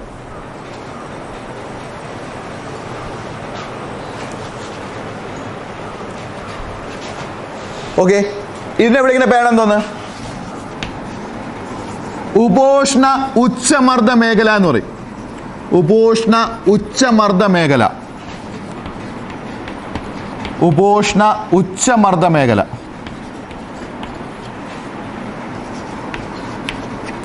ഉപോഷ്ണ ഉച്ചമർദ്ദ മേഖല. ഓക്കെ ആണല്ലോ. അപ്പോൾ ആദ്യം ഭൂമധ്യരേഖ പ്രദേശം നമ്മൾ എന്ത് വിളിക്കും? ഭൂമധ്യരേഖ ന്യൂനമർദ്ദ മേഖല എന്ന് പറയും. അടുത്ത് വരുന്നത് 30 ഡിഗ്രി തെക്കും 30 ഡിഗ്രി വടക്കും വരുന്ന പ്രദേശങ്ങൾ. അതിനെ വിളിക്കുന്ന പേരെന്തോന്ന്? ഉപോഷ്ണ ഉച്ചമർദ്ദ മേഖല എന്ന് വിളിക്കും. ഉപോഷ്ണ ഉച്ചമർദ്ദ മേഖല എന്ന് വിളിക്കും. ഓക്കെ ആണല്ലോ. ഇനി വരുന്ന പ്രദേശം എന്താ? ഇതാണ് 60 ഡിഗ്രി നോർത്ത്,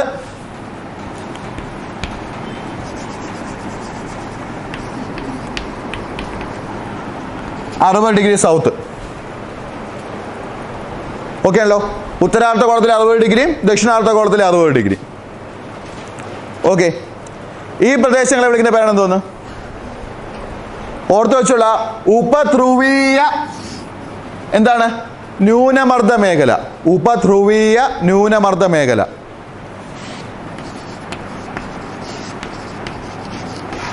ഉപധ്രുവീയ ന്യൂനമർദ്ദ മേഖല. ഉപധ്രുവീയ ന്യൂനമർദ്ദ മേഖല.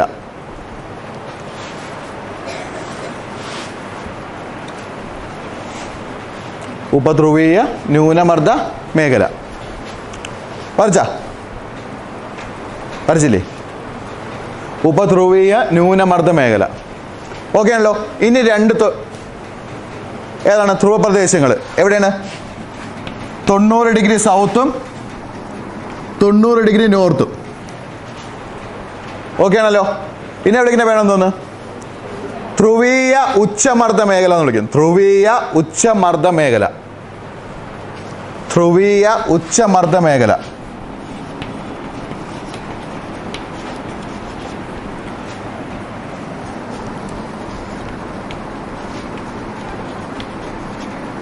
ധ്രുവീയ ഉച്ചമർദ്ദ മേഖല. ഓക്കെ. ഏഴെണ്ണമായ പറഞ്ഞ കാര്യം ഒന്നുകൂടെ നോക്കാം. എന്താണ് മൊത്തം എത്ര അന്തരീക്ഷ മർദ്ദ മേഖലകളുണ്ട്? 7 എണ്ണം ഉണ്ട് അല്ലേ? നമുക്ക് മർദ്ദ മേഖലകൾ എത്ര എണ്ണം ഉണ്ട്? 7 എണ്ണം ഉണ്ട്. ഇനി നോക്കേണ്ട കേസ് 7 എണ്ണം ഏതൊക്കെയെന്നാണ് പറയാൻ പോകുന്നത്. ഒന്നാമത് നടുക്ക് വെച്ച് തന്നെ പിടിക്കുക. എന്താണ്? ഭൂമധ്യരേഖ ന്യൂനമർദ്ദ മേഖല. ഭൂമധ്യരേഖ ന്യൂനമർദ്ദ മേഖല. അടുത്ത പറയുന്നത് എന്താണ്? 30 ഡിഗ്രി വടക്കും അതേപോലെ 30 ഡിഗ്രി തെക്കും. 2 എണ്ണമാണ്. 30 ഡിഗ്രി വടക്കും 30 ഡിഗ്രി തെക്കും വരുന്നത് എന്താണ്? ഉപോഷ്ണ ഉച്ചമർദ്ദ മേഖല. ഉപോഷ്ണ ഉച്ചമർദ്ദ മേഖല. അതേപോലെ താഴെ എന്താണ്? ഉപോഷ്ണ ഉച്ചമർദ്ദ മേഖലയാണ്. അടുത്ത് നോക്കിയാൽ എന്താണ്? 60 ഡിഗ്രി തെക്കും 60 ഡിഗ്രി വടക്കും. 60 ഡിഗ്രി തെക്കും 60 ഡിഗ്രി വടക്കും. ഇനി നമ്മൾ എന്ത് വിളിക്കും?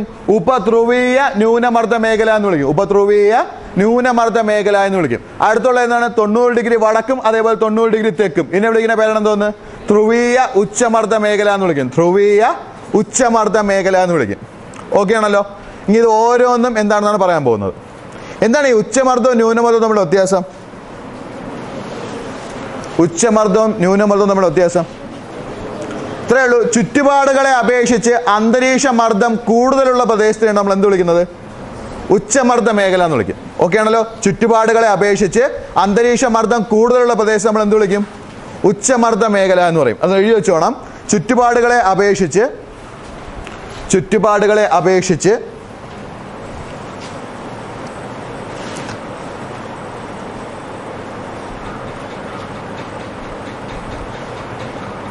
ചുറ്റുപാടുകളെ അപേക്ഷിച്ച് അന്തരീക്ഷ മർദ്ദം കൂടുതലുള്ള മേഖല. അന്തരീക്ഷ മർദ്ദം കൂടുതലുള്ള മേഖല.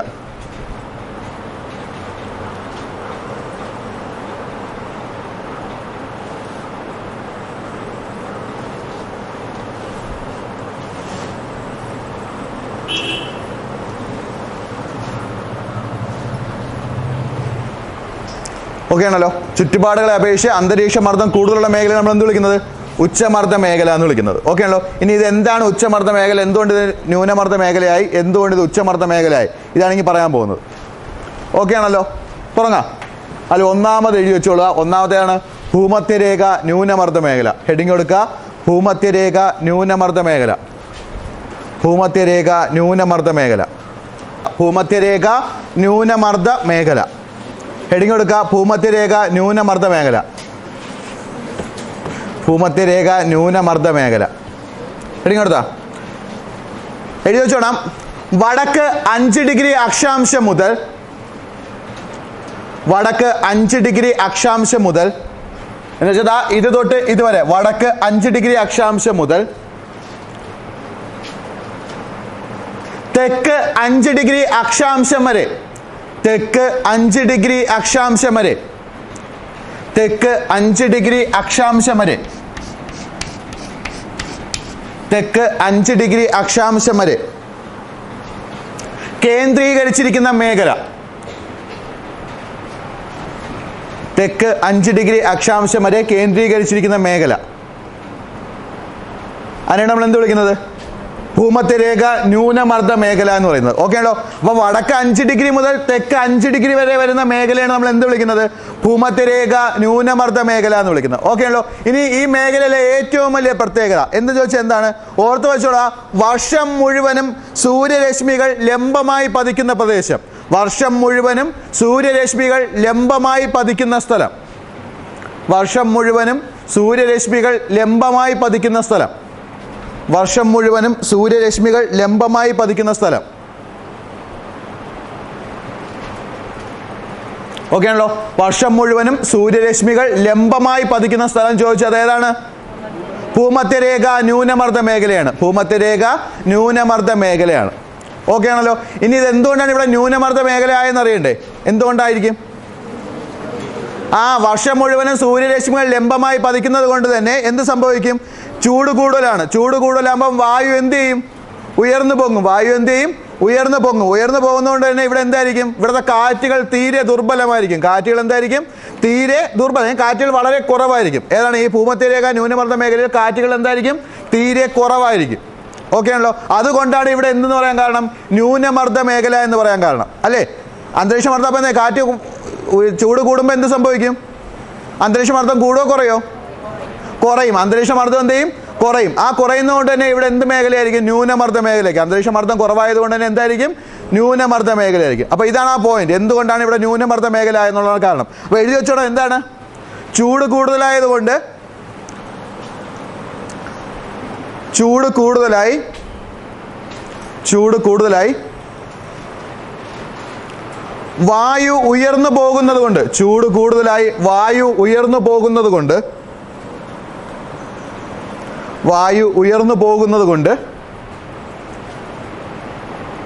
എന്ത് ദുർബലമായിരിക്കും? കാറ്റുകൾ തീരെ ദുർബലമായിരിക്കും. കാറ്റുകൾ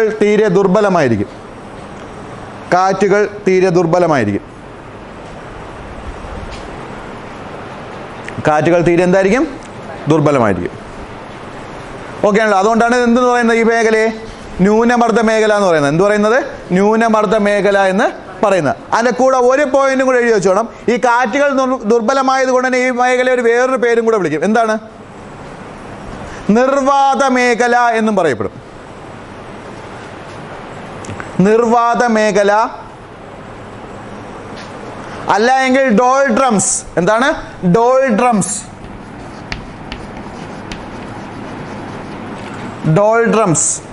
നിർവാത മേഖല അല്ലെങ്കിൽ ഡോൾഡ്രംസ് എന്നും അറിയപ്പെടുന്ന മേഖല ഏതാണ്? ഈ ഭൂമധ്യരേഖ ന്യൂനമർദ്ദ മേഖലയാണ്. നിർവാത മേഖല അല്ലെങ്കിൽ ഡോൾഡ്രംസ് എന്ന് പറയുന്നത് ഏതിനെയാണ്? ഭൂമധ്യരേഖ ന്യൂനമർദ്ദ മേഖലയാണ്. നിർവാത മേഖല എന്ന് പറഞ്ഞാൽ കാറ്റുകൾ തീരെ ഇല്ല എന്നാണ് അതിൻ്റെ അർത്ഥം. ഡോൾഡ്രംസിൻ്റെ അർത്ഥം എന്താണ്? കാറ്റുകൾ തീരെ ഇല്ല എന്നാണ് അർത്ഥം. എന്നാൽ കാറ്റുകൾ ഉണ്ട്, പക്ഷേ വളരെ എന്തായിരിക്കും? വളരെ കുറവായിരിക്കും. എഫക്റ്റ് വളരെ എന്തായിരിക്കും? കുറവായിരിക്കും. അപ്പോൾ നോക്കണം. നിർവാത മേഖല അല്ലെങ്കിൽ ഡോൾഡ്രം സോൺസ് എന്ന് പറഞ്ഞാൽ ഏതിനെയാണ്? ഭൂമധ്യരേഖ ന്യൂനമർദ്ദ മേഖലയാണ് പറയുന്നത്. ഭൂമധ്യരേഖ ന്യൂനമർദ്ദ മേഖലയാണ് നിർവാത മേഖല അല്ലെങ്കിൽ ഡോൾഡ്രംസ് സോൺ എന്ന് അറിയപ്പെടുന്നത്. ഓക്കെ ആണല്ലോ? ഇത്രയും ക്ലിയർ ആണല്ലോ? ഇത്രയാണ് നമ്മൾ എന്ത് വിളിക്കുന്നത്? ഭൂമധ്യരേഖ ന്യൂനമർദ്ദ മേഖല എന്ന് പറയുന്നത്. ഓക്കെ. അടുത്ത പോയിന്റ് എന്ന് വെച്ച് കഴിഞ്ഞാൽ ഉപോഷ്ണ ഉച്ചമർദ്ദ മേഖല. ഉപോഷ്ണ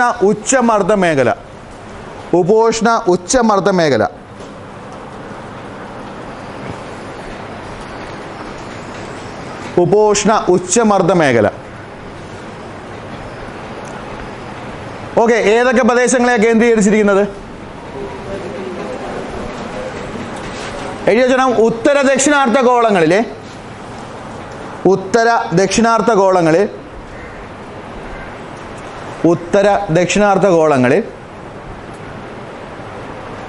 30 ഡിഗ്രി അക്ഷാംശ രേഖകളെ 30 ഡിഗ്രി അക്ഷാംശ രേഖകളെ ഉത്തര ദക്ഷിണാർദ്ധഗോളത്തിലെ 30 ഡിഗ്രി അക്ഷാംശങ്ങളെ അല്ലെങ്കിൽ അക്ഷാംശ രേഖകളെ കേന്ദ്രീകരിച്ചുള്ള മേഖല, 30 ഡിഗ്രി അക്ഷാംശങ്ങളെ കേന്ദ്രീകരിച്ചുള്ള മേഖല.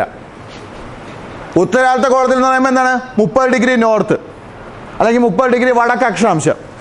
ദക്ഷിണാർദ്ധഗോളത്തിലാകുമ്പോൾ എന്താണ്? 30 ഡിഗ്രി തെക്ക് അക്ഷാംശം, 30 ഡിഗ്രി തെക്ക് അക്ഷാംശം. ഈ രണ്ട് മേഖലകളെയാണ് നമ്മൾ എന്ത് വിളിക്കുന്നത്? ഉപോഷ്ണ ഉച്ചമർദ്ദ മേഖല എന്ന് വിളിക്കുന്നത്. ഉപോഷ്ണ ഉച്ചമർദ്ദ മേഖല എന്ന് വിളിക്കുന്നത്. ഇനി ഇതെന്തുകൊണ്ടാണ് ഉച്ചമർദ്ദ മേഖല ആവാനുള്ള കാരണം? നമ്മൾ നേരത്തെ ഒരു കേസ് പറഞ്ഞു, ഭൂമധ്യരേഖാ പ്രദേശത്ത് ചൂട് കൂടിയുടനെ ഇവിടെ നിന്ന് ഉയർന്നു പൊങ്ങുന്ന വായു, ഇവിടെ നിന്ന് എന്ത് ചെയ്യുന്ന ഉയർന്നു പൊങ്ങുന്ന വായു എന്ത് ചെയ്യും?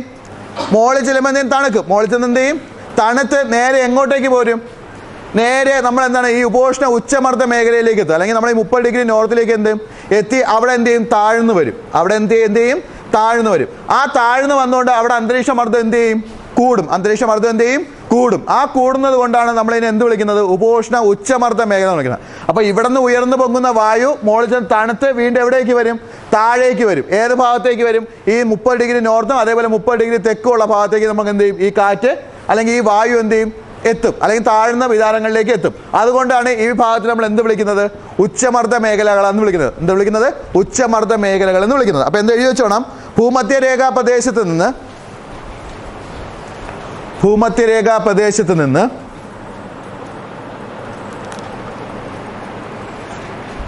ചൂട് പിടിച്ച് ഉയരുന്ന വായു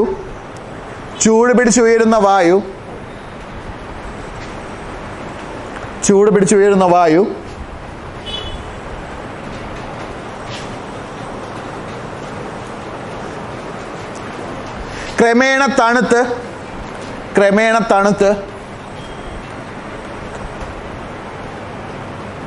ഭ്രമണത്തിന്റെ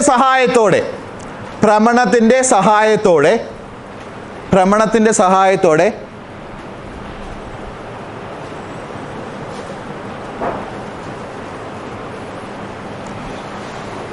ഉപോഷ്ണ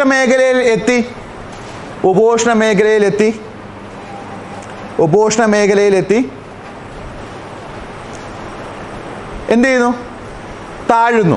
ഉപോഷ്ണ മേഖലയിലെത്തി താഴുന്നു. എന്ത് ചെയ്യുന്നു? താഴുന്നു. ആ താഴ്ന്നുകൊണ്ടാണ് ഇവിടെ എന്ത് വിളിക്കാൻ കാരണം? ഉച്ചമർദ്ദ മേഖല എന്ന് വിളിക്കാൻ കാരണം. അപ്പോൾ ശ്രദ്ധിച്ചോണ്ടാ, ഇവിടെ നിന്ന് ഉയർന്നു പോകുന്ന വായു എന്ത് ചെയ്യും? തണുത്തിട്ട് നേരെ എന്ത് ചെയ്യും? നേരെ ഉപോഷ്ണ ഉച്ചമർദ്ദ മേഖലയിലേക്ക് അല്ലെങ്കിൽ ഉപോഷ്ണ മേഖലയിലേക്ക് എത്തിയിട്ട് അവിടെ വെച്ച് എന്ത് ചെയ്യും? നേരെ താഴ്ന്നു പോകും. താഴ്ന്നു പോകുമ്പോൾ മർദ്ദം എന്ത് ചെയ്യും?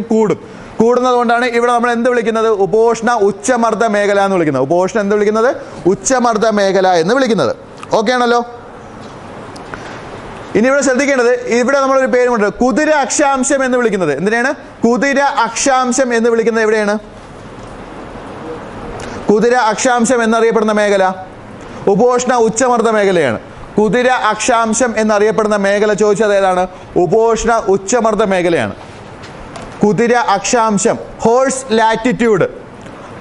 ലാറ്റിറ്റ്യൂഡ് അല്ലെങ്കിൽ കുതിര അക്ഷാംശം എന്നറിയപ്പെടുന്ന മേഖല ഏതാണ്? ഉപോഷ്ണ ഉച്ചമർദ്ദ മേഖലയാണ്. കാരണം എന്തെന്നറിയാമോ?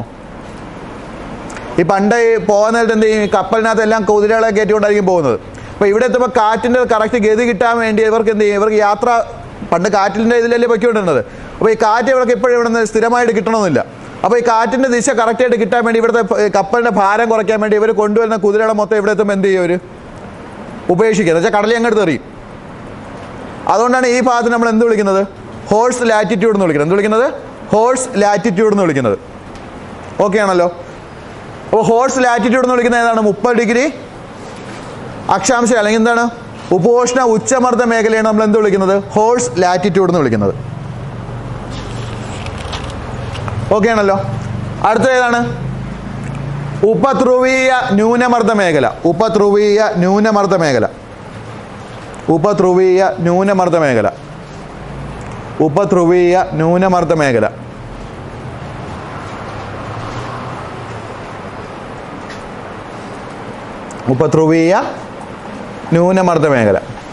ഓക്കെ ആണല്ലോ? ഈ കുതിര അക്ഷാംശം ഏറ്റവും കൂടുതൽ പറയുന്ന ഏത് മേഖലയെന്ന് അറിയാമോ? രണ്ടിന് നമ്മൾ കുതിര അക്ഷാംശം വേണമെങ്കിൽ ഏറ്റവും കൂടുതൽ സൂചിപ്പിക്കുന്ന ഏതിനെയാണ്? 30 ഡിഗ്രി തെക്കുള്ള ഉപോഷ്ണ ഉച്ചമർദ്ദ മേഖലയാണ് നമ്മൾ എന്ത് വിളിക്കുന്നത്? കുതിര അക്ഷാംശം എന്ന് എടുത്തു പറയുന്നത്. കാരണം ഏറ്റവും കൂടുതൽ കപ്പൽ യാത്ര ചെയ്യുന്ന ഭാഗം എന്താണ്? ഈ ഭാഗത്തോടെയാണ്. അവിടെ എത്തുമ്പോഴാണ് ഇവർക്ക് എന്ത് ചെയ്യാൻ പറ്റുക, യാത്ര ചെയ്യാൻ പറ്റാതാവുന്ന സമയത്ത് ഇവരെന്ത് ചെയ്യും, ഈ കുതിരകളെ വെയിറ്റ് കുറയ്ക്കാൻ വേണ്ടി, കപ്പലിലെ വെയിറ്റ് കുറയ്ക്കാൻ വേണ്ടി കുതിരകളെ മൊത്തം എന്ത് ചെയ്യുന്നു, കടലിൽ എന്ത് ചെയ്തുകൊണ്ടിരുന്നത്, ഉപേക്ഷിച്ചുകൊണ്ടിരുന്നുകൊണ്ട് ഈ മേഖല നമ്മൾ അവരെന്ത് വിളിച്ചു, ഹോഴ്സ് ലാറ്റിറ്റ്യൂഡ് എന്നാണ് വിളിച്ചുകൊണ്ടിരുന്നത്, കുതിര അക്ഷാംശം എന്നാണ് വിളിച്ചുകൊണ്ടിരുന്നത്. ഓക്കെ, അടുത്ത് ഉപധ്രുവീയ ന്യൂനമർദ്ദ മേഖലകൾ. ഉപധ്രുവീയ ന്യൂനമർദ്ദ മേഖലകൾ.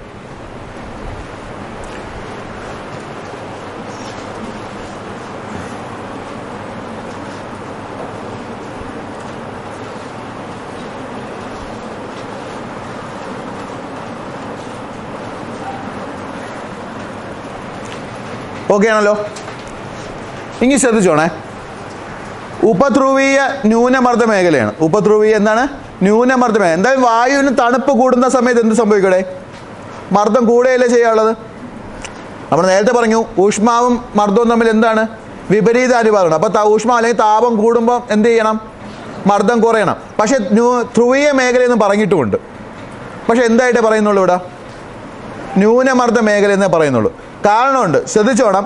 ഈ പറയുന്ന മേഖല ഏത് നോക്കണം, 60 ഡിഗ്രി തെക്കും 60 ഡിഗ്രി വടക്കുള്ള മേഖലയാണ് നമ്മൾ എന്ത് വിളിക്കുന്നത്, ഉപധ്രുവീയ ന്യൂനമർദ്ദ മേഖല എന്ന് പറയുന്നത്. എന്ത് പറയുന്നത്, ഉപധ്രുവീയ ന്യൂനമർദ്ദ മേഖല എന്ന് പറയുന്നത്.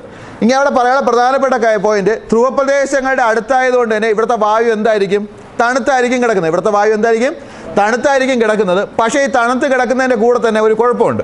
നമ്മുടെ ഭൂമി എന്ത് ചെയ്യുന്നുണ്ട്, ഭ്രമണം ചെയ്യുന്നുണ്ട്. ഭൂമി എന്ത് ചെയ്യുന്നുണ്ട്, ഭ്രമണം ചെയ്യുന്നുണ്ട്. ഈ ഭൂമി ഭ്രമണം ചെയ്യുന്നത് കൊണ്ട് തന്നെ ഇവിടെ നമ്മളൊരു ബലവും കൂടെ പഠിക്കണം, അല്ലെങ്കിൽ ഒരു പ്രഭാവം കൂടെ ചേർത്ത് പഠിക്കുന്നുണ്ട്. ഈ ഭൂമി ഭ്രമണത്തിൻ്റെ മുഖേന നമ്മുടെ ഭൂമിയിൽ എന്ത് ചെയ്യുന്നത്, സ്വതന്ത്രമായി സഞ്ചരിച്ചു കൊണ്ട് നടക്കുന്ന സാധനങ്ങൾക്ക് എന്ത് സംഭവിക്കും, വ്യതിയാനങ്ങൾ സംഭവിക്കും. ഭൂമിയുടെ ഭ്രമണം നിമിത്തം നമ്മുടെ ഭൂമിയിൽ സ്വതന്ത്രമായി സഞ്ചരിച്ചു കൊണ്ടിരിക്കുന്ന, അന്തരീക്ഷത്തിൽ സ്വതന്ത്രമായി സഞ്ചരിച്ചു കൊണ്ടിരിക്കുന്ന സാധനങ്ങൾക്ക് ഭ്രമണം നിമിത്തം എന്ത് സംഭവിക്കും, വ്യതിയാനം സംഭവിക്കും. എന്ത് സംഭവിക്കും, വ്യതിയാനം സംഭവിക്കും. ഈ വ്യതിയാനത്തിനെയാണ് നമ്മൾ എന്ത് വിളിക്കുന്നത്, കോറിയോലിസ് പ്രഭാവം അല്ലെങ്കിൽ കോറിയോലിസ് ബലം എന്ന് പറയുന്നത്.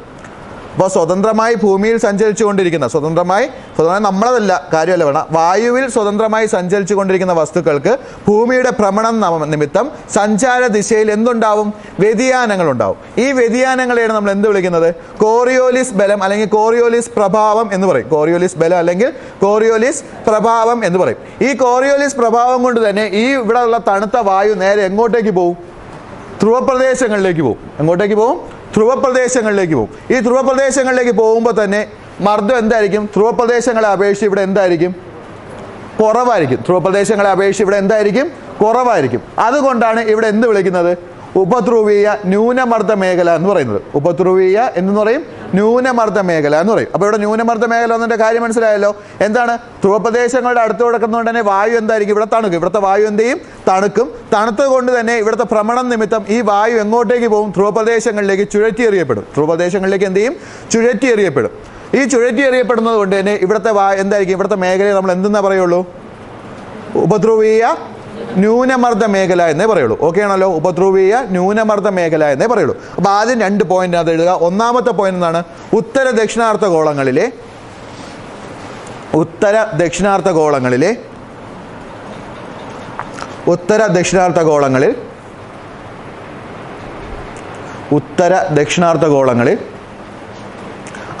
ഡിഗ്രി അക്ഷാംശങ്ങളെ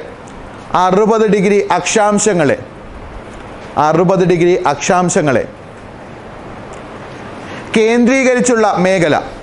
60 ഡിഗ്രി അക്ഷാംശങ്ങളെ കേന്ദ്രീകരിച്ചുള്ള മേഖല. 60 ഡിഗ്രി അക്ഷാംശങ്ങളെ കേന്ദ്രീകരിച്ചുള്ള മേഖല.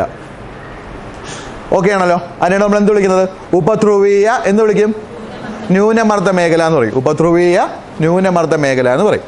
ക്ലിയർ ആണേ. ഇനി ശ്രദ്ധിക്കേണ്ട പേസ് എന്താണ്, ധ്രുവങ്ങളോട് അടുത്തായതിനാൽ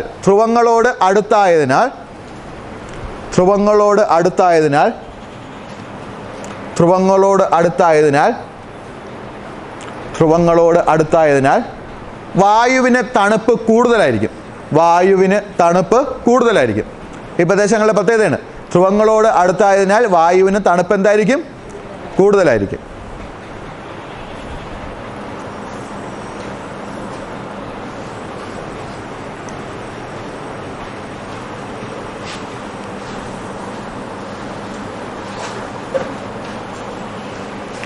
ഓക്കെ ആണല്ലോ.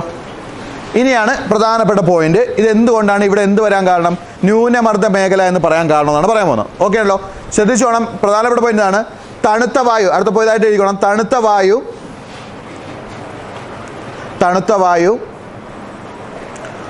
താഴെ ആയിരിക്കും മുകളിലായിരിക്കും പോകുന്നത്? എപ്പോഴും തണുത്ത വായു എങ്ങോട്ടേ വരുള്ളൂ? താഴോട്ടേ ഉള്ളൂ. അതുകൊണ്ടാണ് നമ്മൾ ഫ്രീസർ എവിടെ വെച്ചേക്കുന്നത്? താഴെ വെച്ചേക്കണത് അല്ലേ? മുകളിൽ വെച്ചേക്കണത്. ഫ്രീസർ എപ്പോഴും മുകളിലല്ലേ വെച്ചേക്കണം ഫ്രിഡ്ജിൻ്റെ. അതേപോലെ നമ്മൾ എന്താണ് വെന്റിലേഷൻ എപ്പോഴും എവിടെയാണ് വെച്ചേക്കുന്നത്? മുകളിലല്ലേ വെച്ചേക്കണം. കാരണം എന്താണ്? ചൂട് വായും ആ വഴി എന്ത് ചെയ്യണം? പുറത്ത് വയ്ക്കണം. അപ്പോൾ തണുത്ത വായു എപ്പോഴും എങ്ങോട്ടേക്കേ വരുള്ളൂ? താഴോട്ടേ വരുള്ളൂ. ഓക്കെ ആണല്ലോ. അപ്പോൾ ശ്രദ്ധിച്ചോണം. തണുത്ത വായു ഭൂമിയോട് ചേർന്ന് കിടക്കുകയും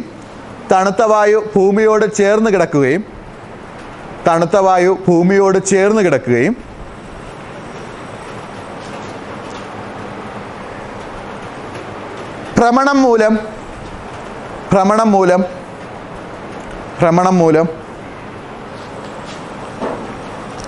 അതേപോലെ ബ്രാക്കറ്റിനകത്ത് എഴുതി വെച്ചോണം. എന്താണ്? കോറിയോലിസ് ബലം കൊണ്ട് ഭ്രമണം മൂലം ബ്രാക്കറ്റിനകത്ത് എഴുതി വെച്ചോണം. കോറിയോലിസ് ബലം കൊണ്ട്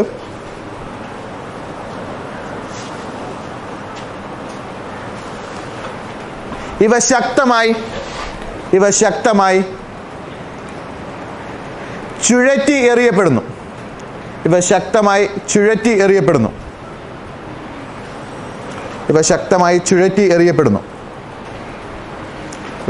ചുഴറ്റി എറിയപ്പെടുന്നു.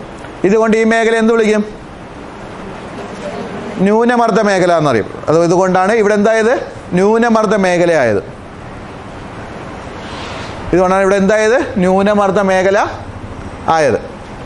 ഓക്കെ ആണല്ലോ.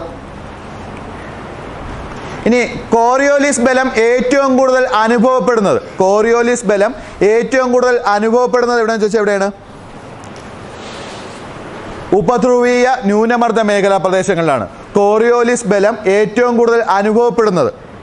കോറിയോലിസ് ബലം അല്ലെങ്കിൽ കോറിയോലിസ് പ്രഭാവം ഏറ്റവും കൂടുതൽ അനുഭവപ്പെടുന്നത്. കോറിയോലിസ് പ്രഭാവം അല്ലെങ്കിൽ കോറിയോലിസ് ബലം ഏറ്റവും കൂടുതൽ അനുഭവപ്പെടുന്നത് എവിടെയെന്ന് വെച്ചാൽ എവിടെയാണ്?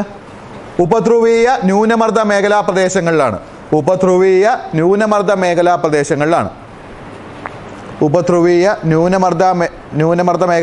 പ്രദേശങ്ങളിലാണ്.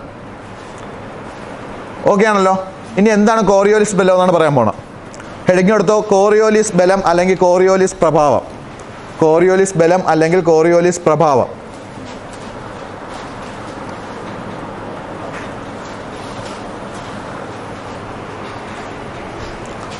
ഓക്കെ ആണല്ലോ.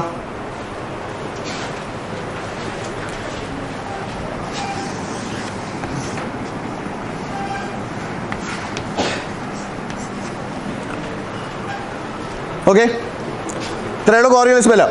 ഒറ്റ സംഭവമേ ഉള്ളൂ. എന്താണ് കാര്യം? എഴുതി വെച്ചോണം. ഒരു സർക്കിൾ വരച്ചിട്ട് ഇതേപോലെ വരച്ചിട്ട് എഴുതി കഴിഞ്ഞാൽ പെട്ടെന്ന് പിടി കിട്ടും.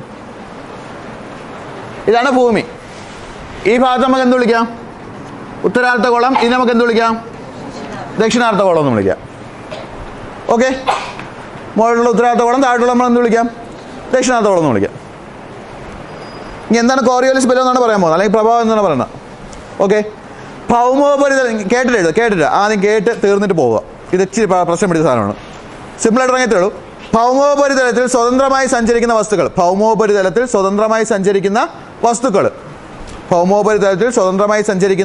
വസ്തുക്കൾ എന്തുകൊണ്ട്? ഭ്രമണം കൊണ്ട്. ഭൗമോപരിതലത്തിൽ സ്വതന്ത്രമായി സഞ്ചരിക്കുന്ന വസ്തുക്കൾ ഭ്രമണം കൊണ്ട്. ഇത്രയും ഓക്കെ ആണല്ലോ. നമ്മളെ ഇവിടെ സ്വതന്ത്രമായി സഞ്ചരിക്കുന്ന വായു അല്ലെങ്കിൽ കാറ്റ് ഇങ്ങനെയുള്ള കേസുകളെല്ലാം കൂടെ ഓക്കെ ആണല്ലോ.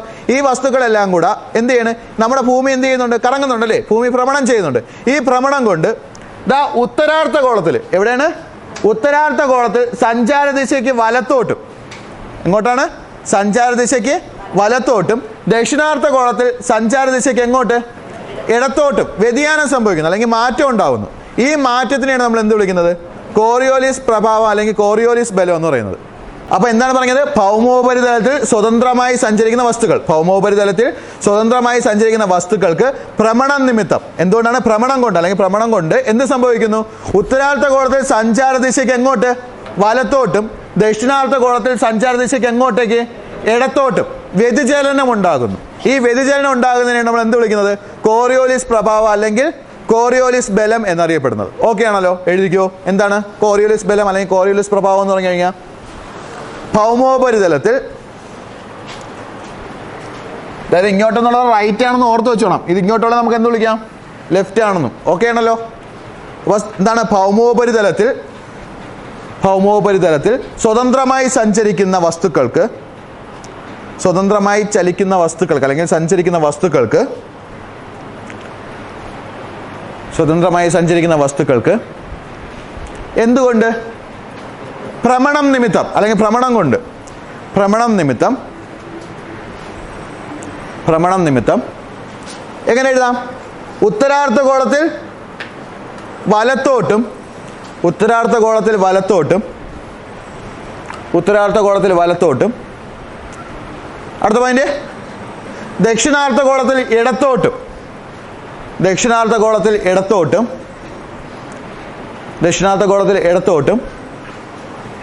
എന്ത് സംഭവിക്കും? സഞ്ചാര ദിശയ്ക്ക്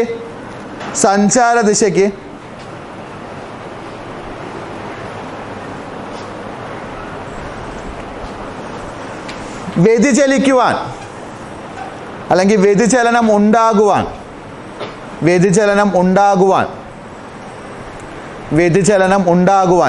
കാരണമായ വ്യതിചലനം ഉണ്ടാകുവാൻ കാരണമായ എന്താണ്? ബലം അല്ലെങ്കിൽ പ്രഭാവം. കാരണമായ ബലം അല്ലെങ്കിൽ പ്രഭാവം.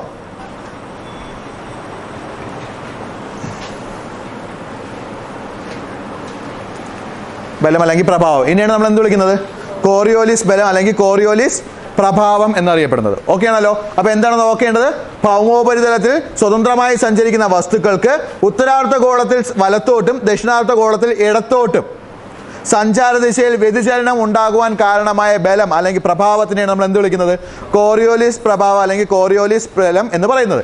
ഇത് ആരാണ് കൊണ്ടുവന്നതെന്ന് ചോദിച്ചു കഴിഞ്ഞാൽ ഗുസ്താവ് ഡി കോറിയോലിസ്. അയാളാണ് ഈ ബലം എന്ത് ചെയ്തത്? ഈ ഇതിനെ കുറിച്ചുള്ള വിശദീകരണം കൊണ്ടുവന്നത് അല്ലെങ്കിൽ വിശദീകരണം നടത്തിയ ആള്. അപ്പൊ ഇത് വിശദീകരണം നടത്തിയ ആൾ ആരെന്ന് ചോദിച്ചാൽ ആരെന്ന് ഓർത്ത് വെച്ചോളൂ. ആരാണ്? Gustave de Coriolis.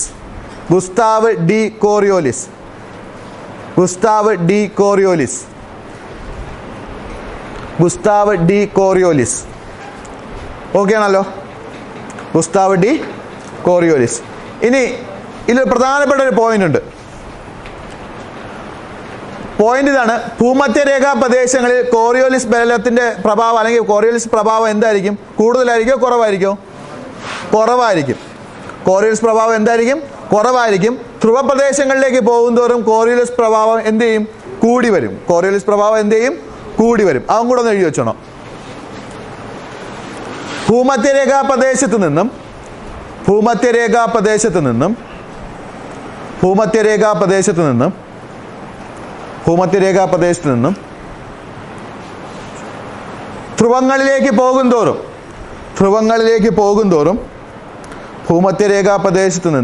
ധ്രുവങ്ങളിലേക്ക് പോകുന്തോറും കോറിയോലിസ് ബലം എന്ത് ചെയ്യും? വർദ്ധിക്കുന്നു. ഭൂമധ്യരേഖാ പ്രദേശത്ത് നിന്ന് ധ്രുവപ്രദേശങ്ങളിലേക്ക് പോകുന്തോറും കോറിയോലിസ് ബലം എന്ത് ചെയ്യും? വർദ്ധിക്കുന്നു. എന്നുവെച്ചാൽ ഭൂമധ്യരേഖാ പ്രദേശത്ത് കോറിയോലിസ് ബലം എന്തായിരിക്കും? കുറവായിരിക്കും. ധ്രുവപ്രദേശങ്ങളിലേക്ക് പോകുന്നതോറും കോറിയോലിസ് ബലം എന്ത് ചെയ്യും? കൂടും.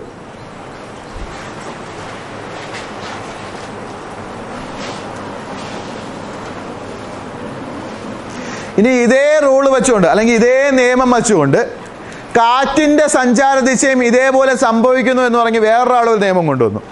അതിനെ വിളിക്കുന്ന പേരാണെന്ന് തോന്നുന്നു ഫെറൽ നിയമം എന്ന് അറിയപ്പെടും. ഓക്കെ ആണല്ലോ? ഈ കോറിയോലിസ് ബലത്തിന്റെ അതേ കൺസെപ്റ്റ് കൊണ്ടുവച്ചുകൊണ്ട് തന്നെ കാറ്റിനും സഞ്ചാര ദിശയ്ക്ക് എങ്ങനെയാണ്? ഉത്തരാർദ്ധഗോളത്തിലെ കാറ്റുകൾ സഞ്ചാര ദിശയ്ക്ക് എങ്ങോട്ടേക്ക്? വലത്തോട്ടും. ദക്ഷിണാർദ്ധഗോളത്തിലെ കാറ്റ് സഞ്ചാര ദിശയ്ക്ക് എങ്ങോട്ടേക്കും? ഇടത്തോട്ടും വ്യതിചലിക്കും എന്ന് പറഞ്ഞ ഒരു നിയമം കൊണ്ടുവന്നു. ആ നിയമത്തിനെ വിളിക്കുന്ന പേരാണെന്ന് തോന്നുന്നു ഫെറൽ നിയമം എന്നറിയപ്പെടും. എന്തറിയപ്പെടും? ഫെറൽ നിയമം എന്നറിയപ്പെടും. ഓക്കെ ആണല്ലോ. അപ്പോൾ നോക്കണം, കാറ്റിൻ്റെ ദിശാവ്യത്യാസം രേഖപ്പെടുത്തിയ നിയമം അല്ലെങ്കിൽ കാറ്റിൻ്റെ ദിശാവ്യത്യാസം പറഞ്ഞ നിയമം എന്ന് ചോദിച്ചത് ഏതാണ്? ഫെറൽ നിയമമാണ്. അപ്പോൾ അടുത്ത് അതും കൂടെ എഴുതി വെച്ചോണം, ഫെറൽ നിയമം. ഫെറൽ നിയമം.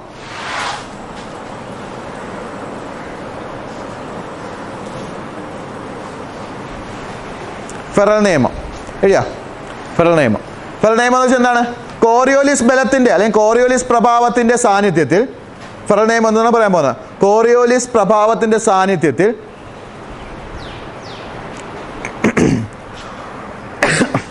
കോറിയോലിസ് പ്രഭാവത്തിൻ്റെ സാന്നിധ്യത്തിൽ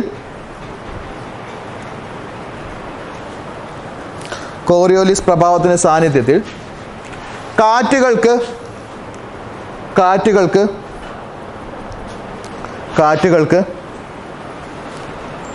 ഉത്തരാർദ്ധഗോളത്തിൽ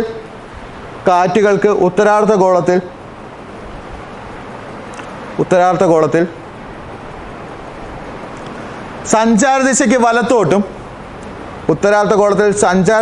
വലത്തോട്ടും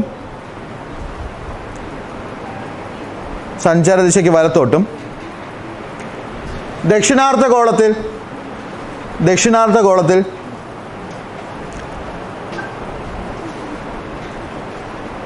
സഞ്ചാരദിശയ്ക്ക് ഇടത്തോട്ടും വ്യതിചലിക്കുന്നു. സഞ്ചാരദിശയ്ക്ക് ഇടത്തോട്ടും എന്ത് ചെയ്യുന്നു? വ്യതിചലിക്കുന്നു. സഞ്ചാരദിശയ്ക്ക് ഇടത്തോട്ടും വ്യതിചലിക്കുന്നു. ഈ നിയമമാണ് എന്തെന്നറിയപ്പെടുന്നത്? ഫെറൽ നിയമം എന്നറിയപ്പെടുന്നത്. ഓക്കെ ആണല്ലോ. അപ്പോൾ കാറ്റിൻ്റെ ദിശാവ്യതിയാനം സൂചിപ്പിക്കുന്ന നിയമം ചോദിച്ചു കഴിഞ്ഞാൽ അത് ഏതാണ്? ഫെറൽ നിയമമാണ്. ഇത് ആരാണ് കൊണ്ടുവന്നത് ചോദിച്ചാൽ ആരാണ്? അഡ്മിറൽ ഫെറലാണ്. ഫെറൽ നിയമം കൊണ്ടുവന്ന ആരാണ്? അഡ്മിറൽ ഫെറലാണ്. അഡ്മിറൽ ഫെറൽ 1856 ചില ബുക്കുകളിൽ 1855 എന്നും പറയുന്നുണ്ട്. 1856 ഫെറൽ നിയമം കൊണ്ടുവന്നിട്ടുള്ളത്. 1856.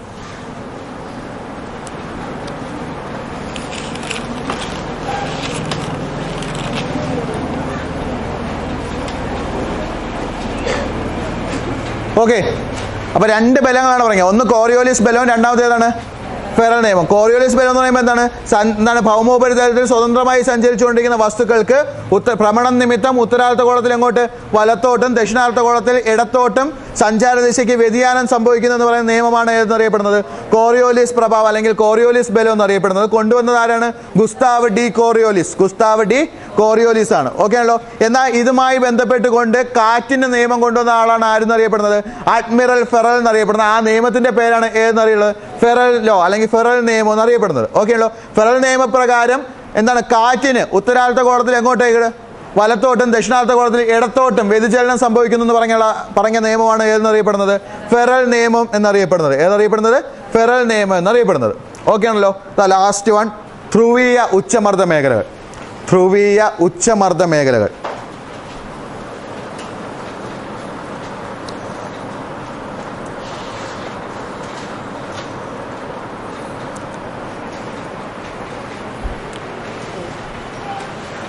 ഓക്കെ.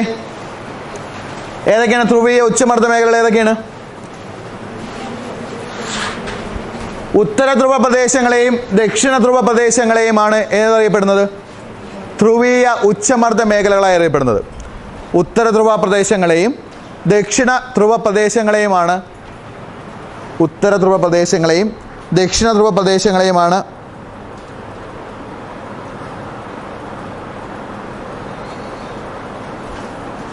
ഉത്തര ധ്രുവ പ്രദേശങ്ങളെയും ദക്ഷിണ ധ്രുവ പ്രദേശങ്ങളെയുമാണ് എന്തെന്നറിയപ്പെടുന്നത്? ധ്രുവീയ ഉച്ചമർദ്ദ മേഖലകൾ എന്നറിയപ്പെടുന്നത്. ധ്രുവീയ ഉച്ചമർദ്ദ മേഖലകൾ എന്നറിയപ്പെടുന്നത്. ഓക്കെ. ഇനി എന്താണ് ഇവിടെ ഉച്ചമർദ്ദ മേഖലയാവാൻ കാരണം? ഒന്നാമത്തെ കേസ്, ധ്രുവപ്രദേശങ്ങളായിട്ട് വായു ഏറ്റവും കൂടുതൽ എന്തായിരിക്കും? തണുത്തതായിരിക്കും. തണുത്ത വായു ആയതുകൊണ്ട് തന്നെ ഇത് എപ്പോഴും എന്തായിരിക്കും? ഭൂമിയോട് ചേർന്നായിരിക്കും കിടക്കുന്നത്. അപ്പോൾ ഒന്നാമത്തെ പോയിന്റ് അത് തന്നെയാണ്. ഏതാണ്? താപം ഏറ്റവും കുറച്ച് അത് എഴുതണ്ട, ഇങ്ങനെ എഴുതിയാൽ മതി. തണുത്ത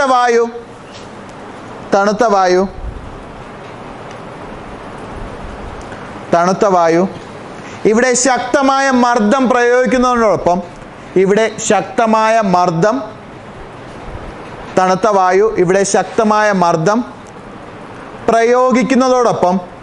പ്രയോഗിക്കുന്നതോടൊപ്പം ഒന്നാമത്തെ കേസ് നമ്മുടെ ആ പ്രദേശത്ത് എന്തായിരിക്കും തണുപ്പ് ഏറ്റവും കൂടുതലായിരിക്കും, അവിടെ വായു എന്തായിരിക്കും എപ്പോഴും തണുത്തായിരിക്കും കിടക്കുന്നത്. അപ്പോൾ അത് ഉയർന്ന മർദ്ദം അവിടെ എന്ത് ചെയ്യുന്നുണ്ട്, തരുന്നുണ്ട്. അതിൻ്റെ കൂടെ തന്നെ എന്ത് ചെയ്യുന്നുണ്ട്, നമ്മൾ ഇത്തിരിയായിട്ട് ഒരു പോയിന്റ് പറഞ്ഞു, ഉപധ്രുവീയ മേഖലകളിൽ നിന്ന് കാറ്റ് എങ്ങോട്ടേക്ക് ചുഴറ്റി എറിയപ്പെടുന്നു പറഞ്ഞു, ഈ ധ്രുവ പ്രദേശങ്ങളിലേക്കാണ് ചുഴറ്റി എറിയപ്പെടുന്നതെന്ന് പറഞ്ഞു അല്ലേ. അതാണ് അടുത്ത പോയിന്റ്. ഉപധ്രുവീയ മേഖലകളിൽ നിന്ന് മാറ്റപ്പെടുന്ന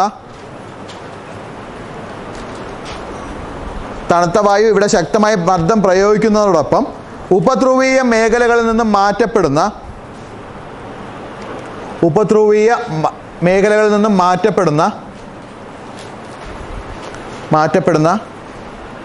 വായു ഇവിടെ കേന്ദ്രീകരിക്കുന്നു.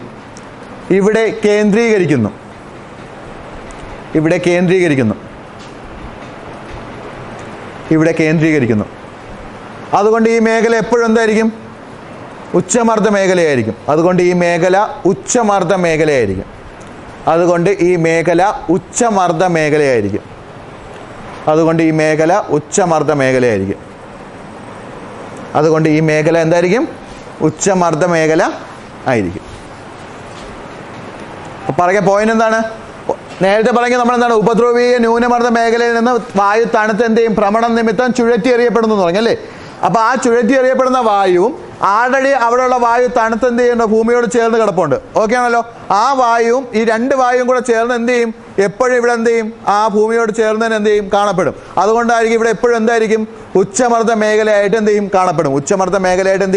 കാണപ്പെടും. ഇങ്ങനെ നോക്കുക, താപം ഏറ്റവും കുറച്ച് ലഭിക്കുന്ന മേഖലയാണ് ധ്രുവീയ ഉച്ചമർദ്ദ മേഖല. താപം ഏറ്റവും കുറച്ച് ലഭിക്കുന്ന മേഖലയാണ്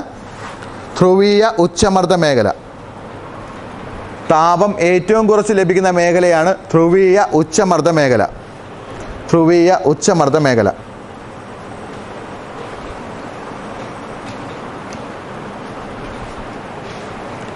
ഓക്കെ ആണല്ലോ. അതേപോലെ ഭൗമോപരിതലത്തിൽ ഏറ്റവും കൂടുതൽ മർദ്ദം അനുഭവപ്പെടുന്ന മേഖലയും ഏത് തന്നെയാണ്, ധ്രുവീയ ഉച്ചമർദ്ദ മേഖലയാണ്. ഭൗമോപരിതലത്തിൽ മർദ്ദം ഏറ്റവും കൂടുതൽ അനുഭവപ്പെടുന്ന മേഖലയും ഏത് തന്നെയാണ്, ധ്രുവീയ ഉച്ചമർദ്ദ മേഖലയാണ്. ഭൗമോപരിതലത്തിൽ ഏറ്റവും കൂടുതൽ മർദ്ദം അനുഭവപ്പെടുന്ന മേഖലയും ഏത് തന്നെയാണ്, ധ്രുവീയ ഉച്ചമർദ്ദ മേഖലയാണ്.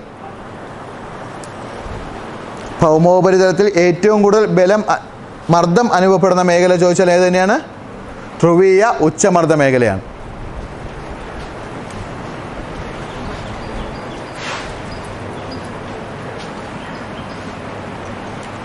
അപ്പം 4 മേഖലകളായല്ലോ.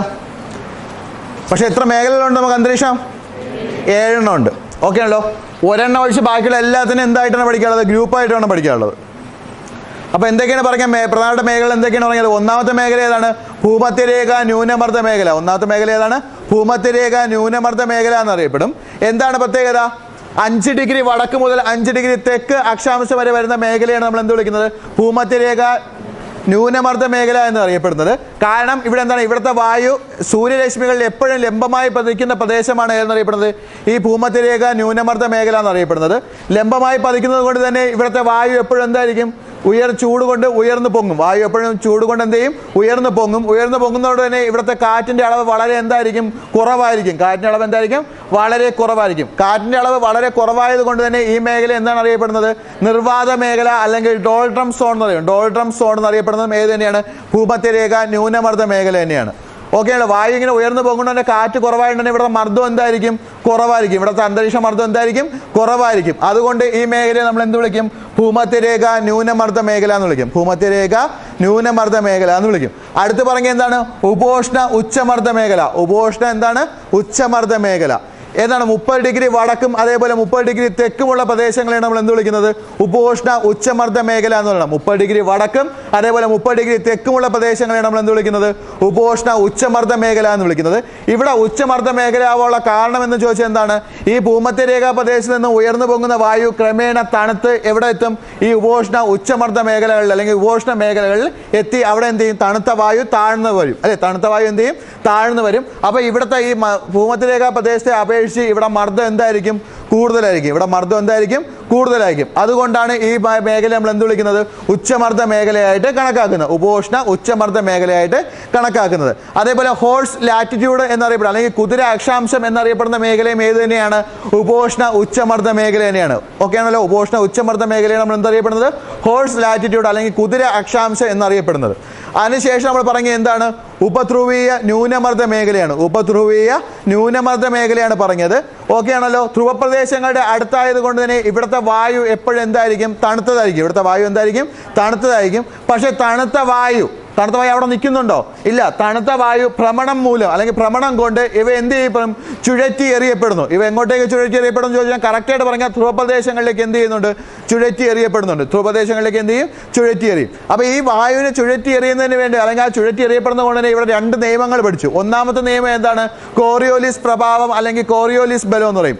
എന്താണ്? സ്വതന്ത്രമായി ഭൂമിയിൽ സഞ്ചരിച്ചുകൊണ്ടിരിക്കുന്ന വസ്തുക്കൾക്ക്, ഭൗമോപരിതലത്തിൽ സ്വതന്ത്രമായി സഞ്ചരിച്ചുകൊണ്ടിരിക്കുന്ന വസ്തുക്കൾക്ക് ഭ്രമണം കൊണ്ട് ഉത്തരാർദ്ധഗോളത്തിൽ സഞ്ചാരദിശയ്ക്ക് വലത്തോട്ടും ദക്ഷിണാർദ്ധഗോളത്തിൽ സഞ്ചാരദിശയ്ക്ക് ഇടത്തോട്ടും വ്യതിചലനം ഉണ്ടാകും എന്ന് പറയുന്ന നിയമമാണ് ഏതെന്നറിയപ്പെടുന്നത്? കോറിയോലിസ് ബലം അല്ലെങ്കിൽ കോറിയോലിസ് പ്രഭാവം എന്നറിയപ്പെടുന്നത്. ഓക്കെ ആണല്ലോ?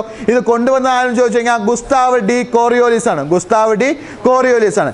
ഇതേ രീതി അല്ലെങ്കിൽ ഈ നിയമം വെച്ചുകൊണ്ട് തന്നെ കാറ്റിന്റെ സഞ്ചാരദിശയ്ക്കും വ്യതിയാനം സംഭവിക്കുന്നു എന്ന നിയമം കൊണ്ടുവന്ന ആളാണ് ആര്? അഡ്മിറൽ ഫെറൽ. ആരാണ്? അഡ്മിറൽ ഫെറൽ. ആ നിയമത്തിനെ വിളിക്കുന്ന പേരാണ് എന്തോന്ന്? ഫെറൽ നിയമം എന്ന് പറയും. ഫെറൽ നിയമപ്രകാരം കാറ്റുകൾക്ക് ഉത്തരാർദ്ധഗോളത്തിൽ വലത്തോട്ടും ദക്ഷിണാർദ്ധഗോളത്തിൽ ഇടത്തോട്ടും സഞ്ചാരദിശയ്ക്ക് വ്യതിയാനം ഉണ്ടാകും എന്ന് പറയുന്ന നിയമമാണ് ഏതെന്നറിയപ്പെടുന്നത്? ഫെറൽ നിയമം എന്നറിയപ്പെടുന്നത്. ഏതെന്നറിയപ്പെടുന്നത്? ഫെറൽ നിയമം എന്നറിയപ്പെടുന്നത്. അതുകൊണ്ട് തന്നെ ഇവിടെ നിന്ന് ചുഴറ്റി എറിയപ്പെടുന്നത് കൊണ്ട് തന്നെ ഈ മേഖലയെ നമ്മൾ എന്ത് വിളിക്കും? ഉപധ്രുവീയ ന്യൂനമർദ്ദ മേഖല എന്ന് പറയും. എന്ത് പറയും? ഉപധ്രുവീയ ന്യൂനമർദ്ദ മേഖല എന്ന് പറയും. അടുത്ത നമ്മൾ പറഞ്ഞത് എന്താണ്? ധ്രുവീയ ഉച്ചമർദ്ദ മേഖല. അടുത്തേതാണ്? ധ്രുവീയ ഉച്ചമർദ്ദ മേഖല. ധ്രുവീയ ഉച്ചമർദ്ദ മേഖലയുടെ പ്രത്യേകത എന്താണ്? ആൾറെഡി ഇവിടെ എന്തായിരിക്കും? വായു നല്ല തണുത്തതായിരിക്കും. ആൾറെഡി വായു എന്തായിരിക്കും? നല്ല തണുത്തതായിരിക്കും. തണുത്ത വായു ഏറ്റവും കൂടുതലുള്ള മേഖലയാണ് എന്നറിയപ്പെടുന്നത് ധ്രുവീയ ഉച്ചം അല്ലെങ്കിൽ ധ്രുവീയ മേഖല. വായു എന്തായിരിക്കും? തണുത്തതായിരിക്കും. തണുത്ത വായു ഭൂമിയോട് എപ്പോഴും എന്തായിട്ട് കിടക്കുള്ളൂ? ചേർന്ന് കിടക്കുകയുള്ളൂ. ഭൂമിയോട് എന്തായിരിക്കും?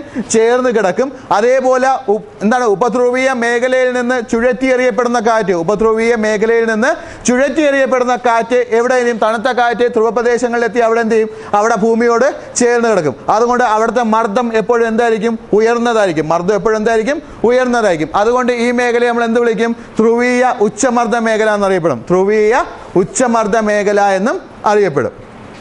ഓക്കെ ആണല്ലോ? ക്ലിയർ ആണല്ലോ? 7 എണ്ണം. ഡൗട്ട് ഉണ്ടോ ഏതെങ്കിലും? ഒന്നുകൂടെ പറയണോ? ക്യാമറ നോക്കണ്ട. ഡൗട്ട് ഉണ്ടെങ്കിൽ പറ. അപ്പോൾ അതൊന്ന് വായിച്ചു വെക്കണം. ഒന്ന് എഴുതിപ്പിച്ചിട്ട് വിടാം.